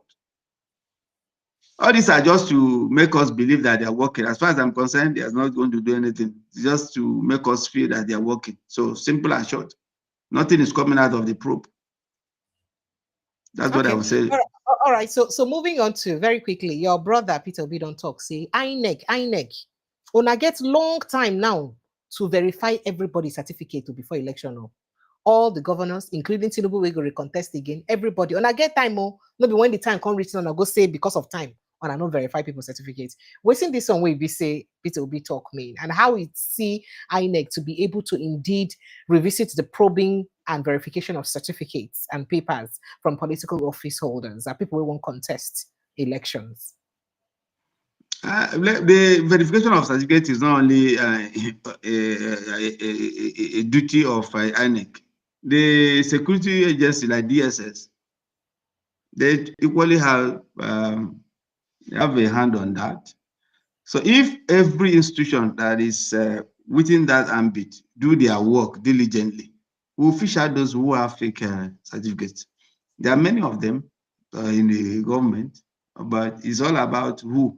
If not because of what the rumors about Professor Naji's issue with him and the governor, this may not have even surfaced. So I think from beginning, let's not only blame the INEC, let's equally blame the DSI who passed vote of confidence on those reports they sent about individuals. They should be able to go thorough and do the digging. And in a very sane community or society, the person who gave verdict for Professor Naji's clearance in DSS or INEC should have been investigated, should have been called to order, should have even been arrested, because they didn't do due diligence, which is very, very core. That is with their work. You cannot get somebody and pass him through, and then you start making noise. That's not this. So it's not about INEC. The most critical is the security reports, because the security reports, they detail everything about you, including all that you do. And so that is what INEC sometimes use to verify and then put you whatever they want to put. I just told you something, that the security in Nigeria not a way that one, somebody didn't go to primary school, didn't go to secondary school, you just come up with a degree. It's an aberration. So what do you want INEC to do if security has cleared that person? But if security knows that there's something about that person, they shouldn't. Even no. When they talk about security here, sir, what will be the recommendation where INEC gets? What will be the INEC recommendations for allowing you to participate in an election as a candidate? If those recommendations or if those criteria, just like the rules of the game, if the rule of the game say you're not supposed to pass 30 years old to play this football, then me, I did 45 years old, I'm automatically disqualified. So if the rule of the game, talk say I supposed to prove the results and what they bring before I go fit, they field me as a candidate, and I not prove my results, then I'm not qualified. And that's simply what Peter Obi is requesting for. Who will verify the result? That's what I'm asking. That is where the issue is. Make independent verifications. They do. No, they do, but the security report supersedes most of your report. If you understand what I mean. Security reports supersede most of their reports because security report is the highest report for any individual. So if security report has given you go ahead, an INEC report comes and said no, it now dawned on whoever is the arbiter to choose using his common sense. So I pray that this new INEC chairman will use his common sense more than relying on the abracadabras of DSS or whoever that went there to verify. Don't forget that sometimes when they want to verify, they could be induced. If they know the staff who is going for this verification, they could be induced. So, and this most of these verifications should be secret. It shouldn't be something that will be published. Like somebody is going to University of Calabar to verify certificate. You publish the name of the people who are going. The tendency is that people who know that it can go and stop them along the road and induce them, and they'll come back with a good result that is not appropriate. Verification should be secret. The person should even know. But in Nigeria, you discover that sometimes the people who you are going to verify, the people will call you, say, we are going to verify your certificate. That is Nigeria for you. Yes, I remember when I got my PhD, I remembered. My organization never gave me any insight about the verification. They did the verification independently. That's how it's supposed to be. You're not supposed to, even your result, you're not supposed to, the result that is coming from the school to the institution is not supposed to be seen by you. But you discover that sometimes the result is coming, somebody has already told you from the personnel or whoever that they have sent your result from. Then if you know the person, you now go and say, look. So this is the issue. Verification should be secret, be highly confidential. Nobody should know it. It should even be tampered, even from the university straight to the institution that requested for it. And it's before they open it, the members that are supposed to open it should be complete, and they will see the seal of the university. So that is the issue. When you want to leave this matter, I don't want to go deeper because the issue is that the institutions that are in charge of any verification of certificate should be able to do it diligently, confidentially, and of course with integrity. That's what I would just say. Thank you, sir. So make I let Nigerians know say phone lines on the open. May them begin call us for us to take their thoughts and their reactions. So inside the matter, then we don't discuss. Before you go, you did 2 videos where I go play. One I go play them now, then I go play them later on when you don't answer some questions. You know, say some governors on the talk. Sorry, Senate President the happy away. Say some more governors. Say more governors could join the APC. More people. In fact, more people could decamp. So for the floor of the Senate, in just throw a jab at Abari, they tell and saying only you remain for the other end. Your house isn't decided. Only you remain. Make I just show you that jab. Make it take enjoy, cool your temper, sir. Don't give me any update yet. Your party is in tatters. I don't know what are you waiting for. So the thing senator, man, look at Abari.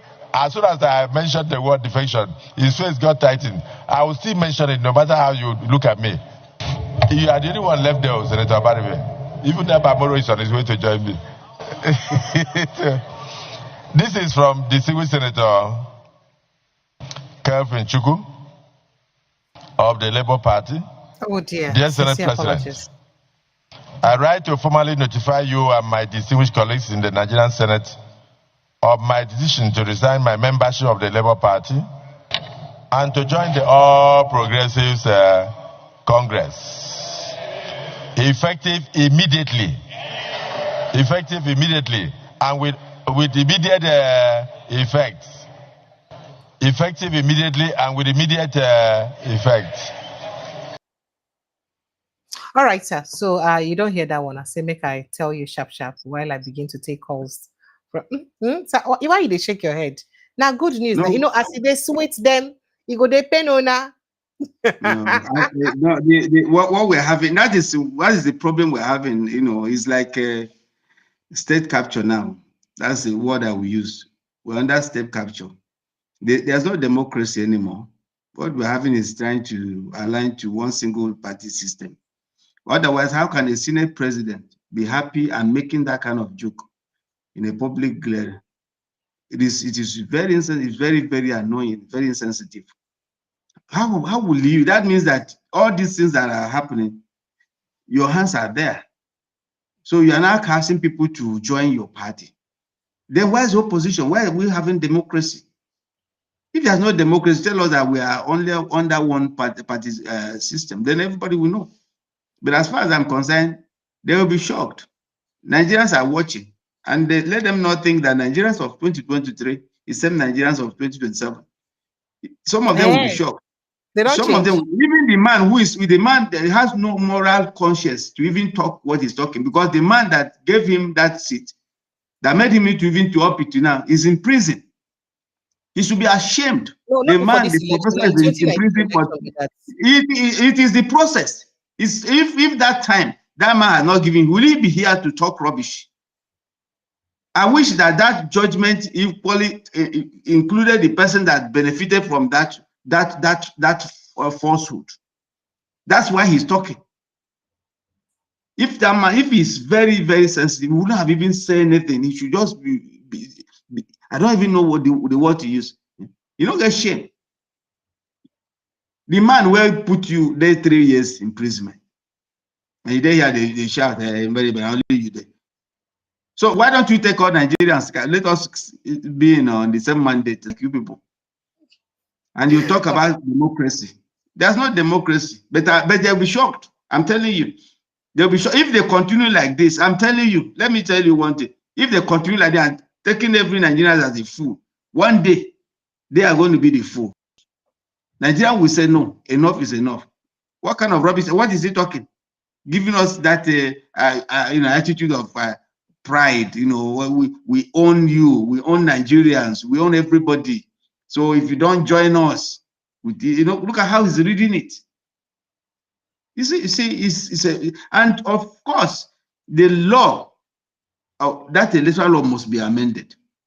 The moment they elect you on a platform, if you defect, you lose that seat. That's how it's supposed to be.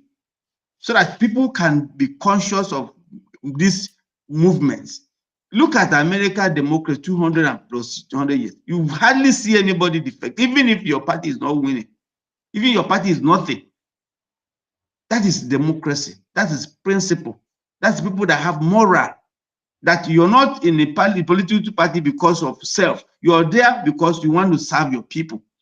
You want to serve Nigeria. Your people voted you because you're on a platform. And now because you're there, you have money now, you have all the entourages, you have all the police escort and everything. You can come out now and say, I'm defecting with him. And the man there is reading it as if he had done, as if he had won a war. Let them win the war of our economic hardship, the war of debt, the war of borrowing, the war of at least thinking outside the box to know that you cannot live by borrowing alone. You have to think, innovate your escape from debt. Nothing at all that this government knows than borrowing and taxing, nothing else. So if they know that leadership is not about only a father who only live on borrowing, how do you sustain your family? All right, sir. Make our open phone lines. Make I tell Nigerians say time don't reach it, they will be calling. I owe you one more video. I promise you. Okay. Phone lines are open, Nigerians. Let's have you join the conversation. So kindly call the WhatsApp number 0817-029-4077 the WhatsApp number to call, or you click on the link ready for the pinned post, and that link will bring you straight into the studio. Make you join us for the studio to follow the conversation. But the WhatsApp number now 0817-029-4077. All right. T.Y. Danjuma, good evening, sir, and welcome. Good evening, Peter. Good evening, Dr. Maduka. How are you doing? We did fine, sir. Dr. Maduka will answer you. Okay. First of all, let me just say that I don't agree with Dr. Maduka when he said that the Igbo leaders should take a lot of the blame for Nnamdi Kanu's situation. I don't agree. Agree that his incarceration can be justified by any measure. It's a clear case of injustice, even though I don't endorse his methodology.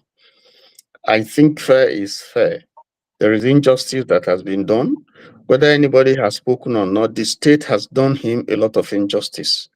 And there is no reason whatsoever that to, if you consider the fact, and he did mention, doctor did mention, talked about Igboho and some other guys who have committed in the state, and they were kind of treated with kid gloves.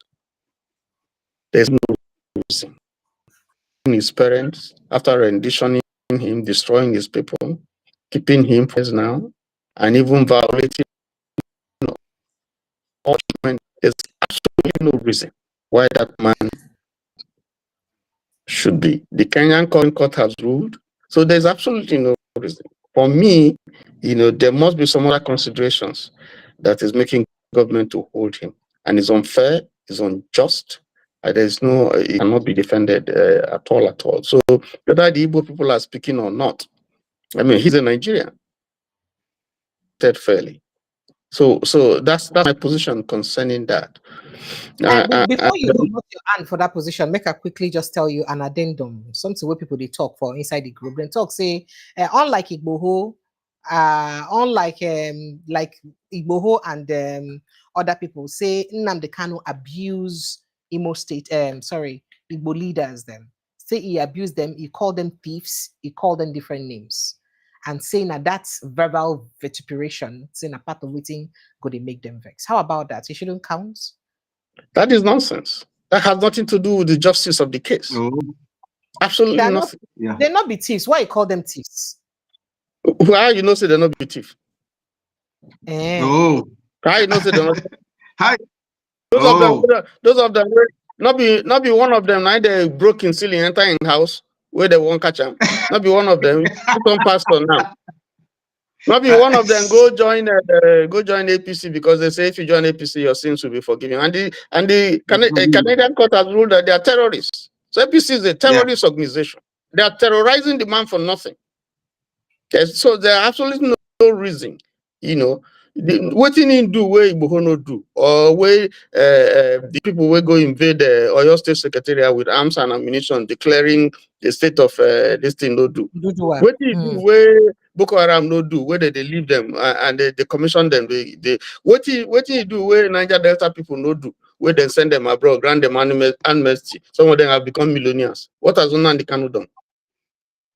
Fair is fair. I'm not justifying whatever it is that he has done. I'm saying that based on the merits of the case, what we have seen, and the way others have been treated, there's absolutely no. It's a question of injustice. Yeah, that's my position. All right, sir. Your next point, so that I okay. Now only this matter not inside. No, the other point. The other point I want to first point now. Make I take this call, no vex. Okay. All right. Hello, good evening and welcome. Yeah, hello, Precious. Good evening, sir. Welcome. You're welcome, sir. Go ahead. Precious, I like Dr. Maduka that you brought. May God keep him. Yeah, may God keep him. Amen. Because anyway, you today you are too beautiful. So thank you, sir. You see the point, you see the thing there. I was so happy that the man was just saying something that you and I was not agreeing upon. You see the professors. You see the professors.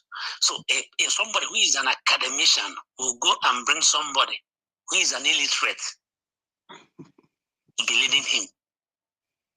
Somebody that is seen will go and bring a blind person and tell the blind person to be holding it, to be guiding him to cross the bridge. Or somebody who knows how to swim will then go and tell somebody who doesn't know how to swim to help him cross the river. Oh. That is exactly the way it is. And I keep on saying it. Look, just what, and the thing that annoys me is that the day they will go on strike now, you will be the first person will come here on this your platform and you'll be talking. And when somebody talks something, you say, is it true? Where it happened? But you see, they are the cause. You see all this strike when they go. I don't want to use word that they will say, I saw them. But some of them will do all this returning officer or officer, they return them. all the money where then they all the abuse, all the nonsense where then they put all the other of their fellow members whom their hands are very clean. And at the end of the day, these people will go and stand before the lecturer and be teaching. And when somebody, when they see, have you asked yourself why is all this violence that is happening in our university that is going on? And the rest of them. It's because professors and lecturers want nothing. Those kids see them stealing, chasing them. So that is the reason why they want nothing now. And then coming to the one of Mr. Nandi, you know, he was using some words. There is something that I've been thinking all this while, and nobody has been saying something about this thing. We might, the Southerners might be, or some people might be looking within Nigeria. What of outside Nigeria? I'm sure the time he was talking, there are places that he was talking down about Britain. And nobody has have a thought in that direction that maybe as united, because I'm sure he's holding their passport. So why is it that they just kept quiet? I'm sure Nankan has a British citizenship. Why is it that they just kept quiet? Or have they said anything about that concerning that? So that is the direction that nobody has ever, I mean, had a look towards that. Then coming to the one, Tiwa Danjuma says something about the people say that they have been insulting him. Please, how many, all these people that you are calling traditional rulers in Igbo land, is it the ones in Imo State that are every nook and corner of 100 people, they will have an autonomous leader? Ego of this autonomous community, they keep on breaking them. Politicians keep on breaking them, destroying the traditional institution. The same way they are now, if they have a way they can create, every time will have their own diocese and archdiocese of Anglican and Catholic, they will do it and penetrate them too.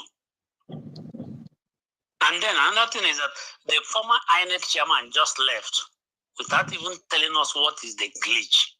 Or what was the glitch? As a professor in English or in whatever, he's an academician, he's a professor.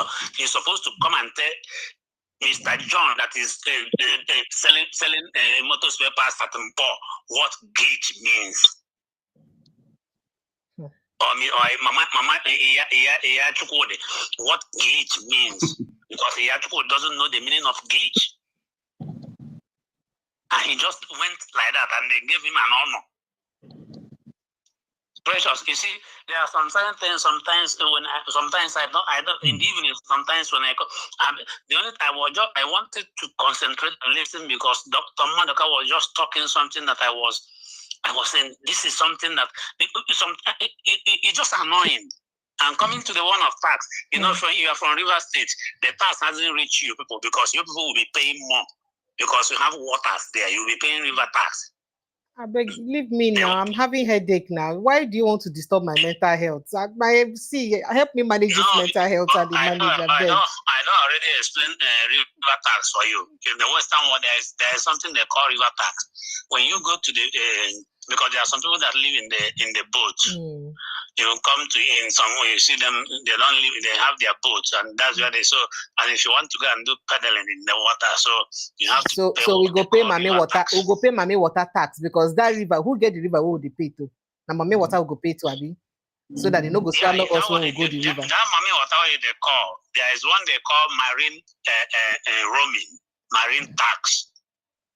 Like if you or marine telephone, like if you there inside the ferry, they cross, and then you are making call, they will charge you. And when they will tell you that it was a marine call because you are talking why the thing was crossing from the other side to the other side. Like if you are crossing from France to from UK to France, and in a ferry, that within that section, and your phone is on, they will. When your telephone call, you see what they call marine cost or tax. So in terms, I can tell you there are thousands of tax. But the point is that what our Nigerians are doing with it, like I was telling somebody about this 5% tax that is coming up. Some of all these tax is not a problem. The problem is that because this is the way Nigerian is, they don't know what to do about the tax. If not, because I can show you video call of every single diesel and petrol that I'm buying, I have the receipt. So if they put the 5%, it's not a problem as a businessman. At the end of the day, when you buy a diesel or petrol or whatever, and it's for your business, tell them to give you a receipt. At the end of every year or every 3 months, depending how, I don't know how Nigerian tax return or whatever, but mainly at the end of every year, every financial year, you do your tax return, you claim back the tax, and then pay the one that you're supposed to pay. All right. Thank you, sir. Thank you, sir. Thank you. I appreciate you. Thank you. Go ahead, sir. T.Y. Jamal. Yeah, the other thing I want to talk about now, this World Bank Director's report that 139 million Nigerians are living in poverty. It's not news because, we have had figures like that. We have had statistics. Bureau. Yes, Bureau of Statistics. National Bureau of Statistics, SNBC. MBS. Statistics. MBS, yes. They have given an indication, and Obi has been speaking about it, and they've been bad mounting him, But the fact is that if Nigeria, this government has been following this IMF and Bretton Woods guidelines and policies, and they take money from them, they take their policies, but when they say the reality, they don't want to take it. So, and I find that very absurd. 139 million out of an estimated population of about 230 million. If you compute it, you find out that that's over 60% of the people who are poor. And within that over 60%, you still have to work out how many of them are under multi-dimensional poverty. Because a lot of them go there under multi-dimensional poverty. That means the people then when nothing get to do with poverty consign them at all, they're very minute. They may be less than 2 million at the end of the day, because I'm sure all of us get there they're multi-dimensional at the end of the day. So it's crazy. Yeah. The Greek word is tokospor. These are people who don't even know how they're going to survive the next day. And a lot of Nigerians are in that bracket. So when you see this government, when they tell them the truth, they don't want to accept it. But when they tell them the good things, that's the one you find other, if not a good thing, World Bank talk now, IMF talk now, you will see all the news, you see them glorying in it, but they don't want to take the simple facts that if you go down the street and you ask people and you feel the mpox, when the president came to Lagos some time ago, they lined up and said, we're hungry. They were telling him that. I thought he would wind down to hear what the people are saying. They were not waving at him. They were telling him they're hungry. That is his own people. So the fact is that the way some of the policies may be good, but in terms of achieving his purpose, is a total failure. Everybody is saying it. And the government has to accept it. That this thing that they are doing is not working. People are not feeling the impact. The money they claim they are spending, whether it's student loan, whether it's on their interventions, to eradicate poverty or whatever, people are not feeling it. It's not trickling down. So it means it's entering someone's pocket, if at all, if they are spending at all.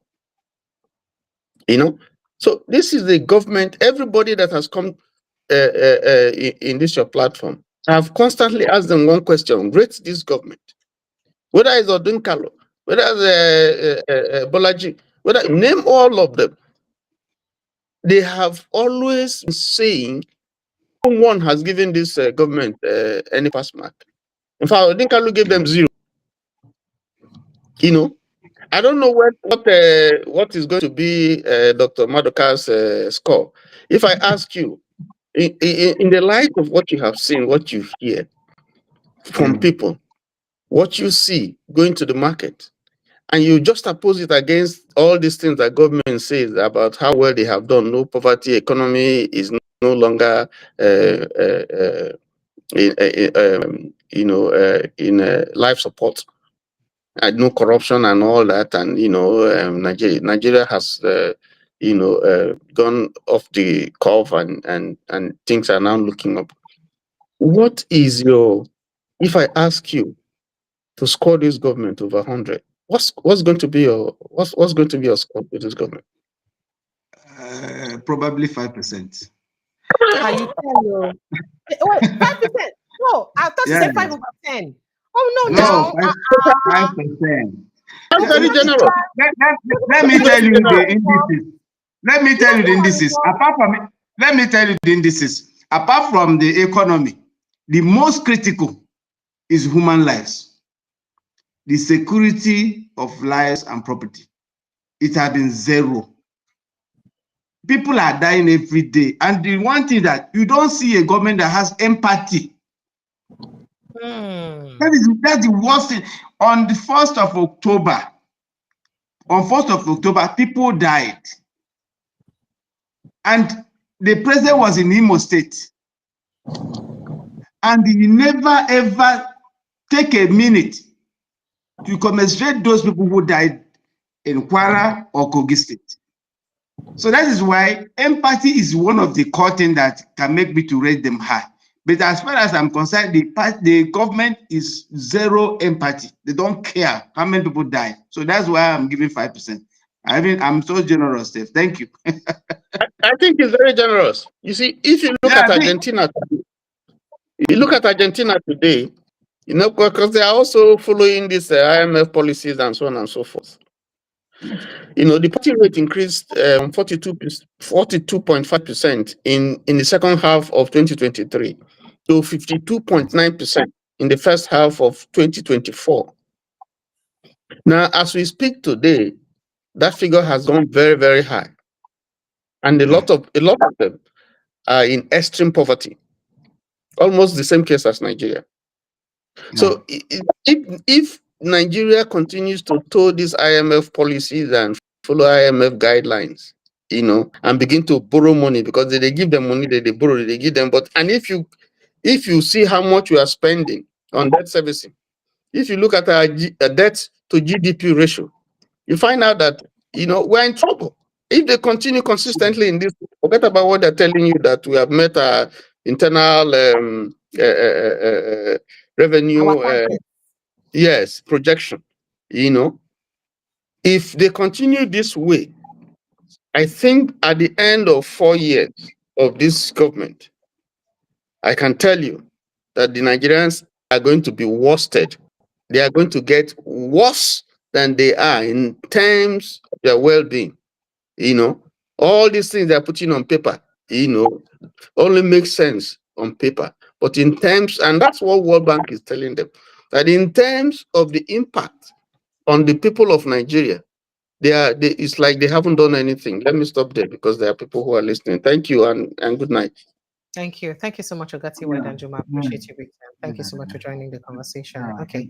All right, sir. So make I go play you down one more video where I won't play because I want me to comment on them. And that video, now I don't know what I don't hear about this narrative where EBC, the Western world, they push now about Christian killings for inside Nigeria. Now on the heels of that, now EBC, the Senate president make this statement for somebody suggested that we ought to have gone into executive session to discuss this. But I don't think we can win. No group can win any discussion on this. Because it depends on the state you are looking at. If terrorism occurs in a Christianly dominated state, most people that will die there will be Christians. if it occurs in a Muslim-dominated state, most of those who will die there will be Muslims.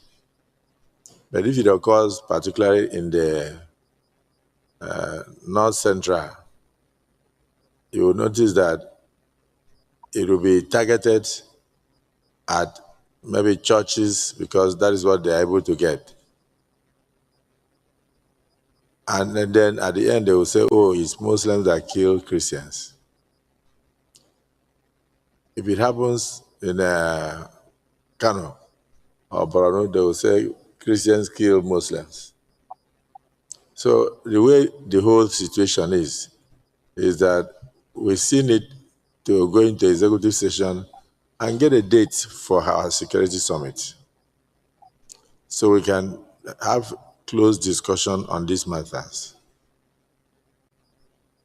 What is happening in the United States is of concern to Nigeria. It's of concern to the Christians, it's of concern to the Muslims. Because the moment they bring sanctions will breed poverty. Poverty knows no religion. So for me, engagement will be the best. So when we go into executive session, we can decide to set up a small ad hoc committee to go to United States of America and engage our colleague parliamentarians there. And then to also educate them. Because if you see what these people are doing, most of them are outsiders. When they come and start spraying bullets from GP, what do you call it, or they throw rocket, they are not throwing rocket into the crowd targeting a particular religion. They are killing Nigerians. I don't know who will now go and sit down and bring out maybe the dead bodies and say, this one is a Christian, this one is from this family, this must be a Muslim. So we are facing a situation whereby these terrorists are trying to terminate the lives of Nigerians. And then, of course, frustrate us from going into the farms, producing food to feed ourselves. So this discussion will be better in a closed session. And I think at the end of the day, we should actually have a small team that should visit our colleagues and also put the other side. Because some people must have gone there to give a one-sided story. And at the end, it will now look as if only Christians are being killed by terrorists in Nigeria. But I can tell you that a lot of Muslims have lost their lives in the last 5-10 years. The same way Christians have also lost their lives. So my personal opinion is that Nigerians have lost their lives as a result of insurgencies, banditry, and others. So if you look at what is happening in the Southeast, predominantly Christians, most of those that are killed in the Southeast, including the late husband of our demised icon, Dora Akunyili, the way the man was shot dead and everything, will you come and ascribe that to religion? I'm talking about what IPOP is doing. You see brothers killing brothers. Okay, so the sit-at-home that is going on Mondays in the Southeast that has almost crippled the economy of the Southeast, is it targeted at Christians or Muslims? So Nigeria has complex security situations, and we should actually go out there and educate people so that they will know what to do. But when they just come out with a one-sided motion, it means they have a target, and that target is to strangulate the economy of Nigeria. That's my personal opinion. So it's left to us as a parliament to take proactive actions and be strategic in our response. If we stay here to give figures and instances where Muslims were killed or where Christians were killed, then we are not helping the situation. Ours should be, what do we do to ensure what Senator Jim Ibrahim said, counter terrorism? How do we respond to the guerrilla tactics of the terrorists, whether internal or external aggressors? So let's go into the prayers. Is there anybody that is opposed to this motion? All right, sir. So, Ogamadoka, the reason I been want you to see this particular conversation because of what you talk about engaging in fellow parliamentarians for United States to discuss and debate on extensively on this matter of insurgency.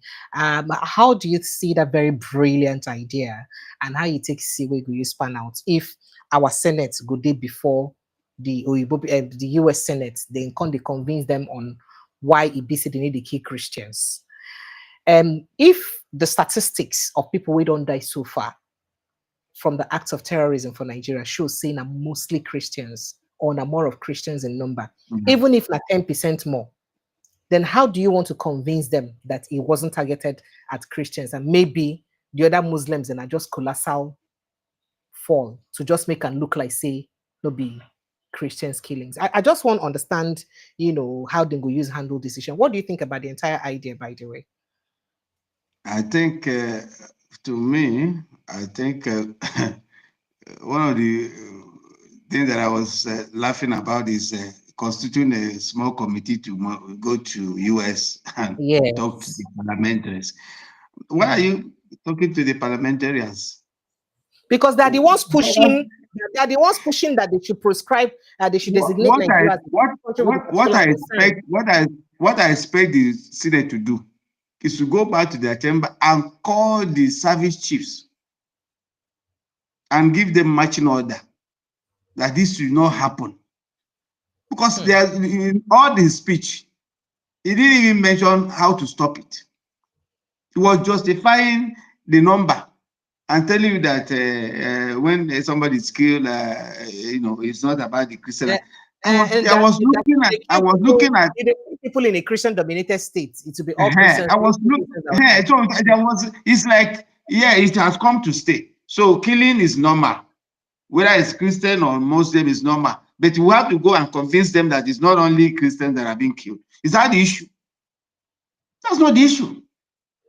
The issue, what are you doing to stop both either the Christian or Muslim from being killed? Is it to constitute a committee and then they will fly with our money and go? What are they going to convince them?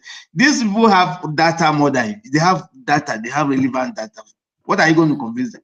I would have been happier if they have said, look, we are going to close to see how we can call the service and give them mandate.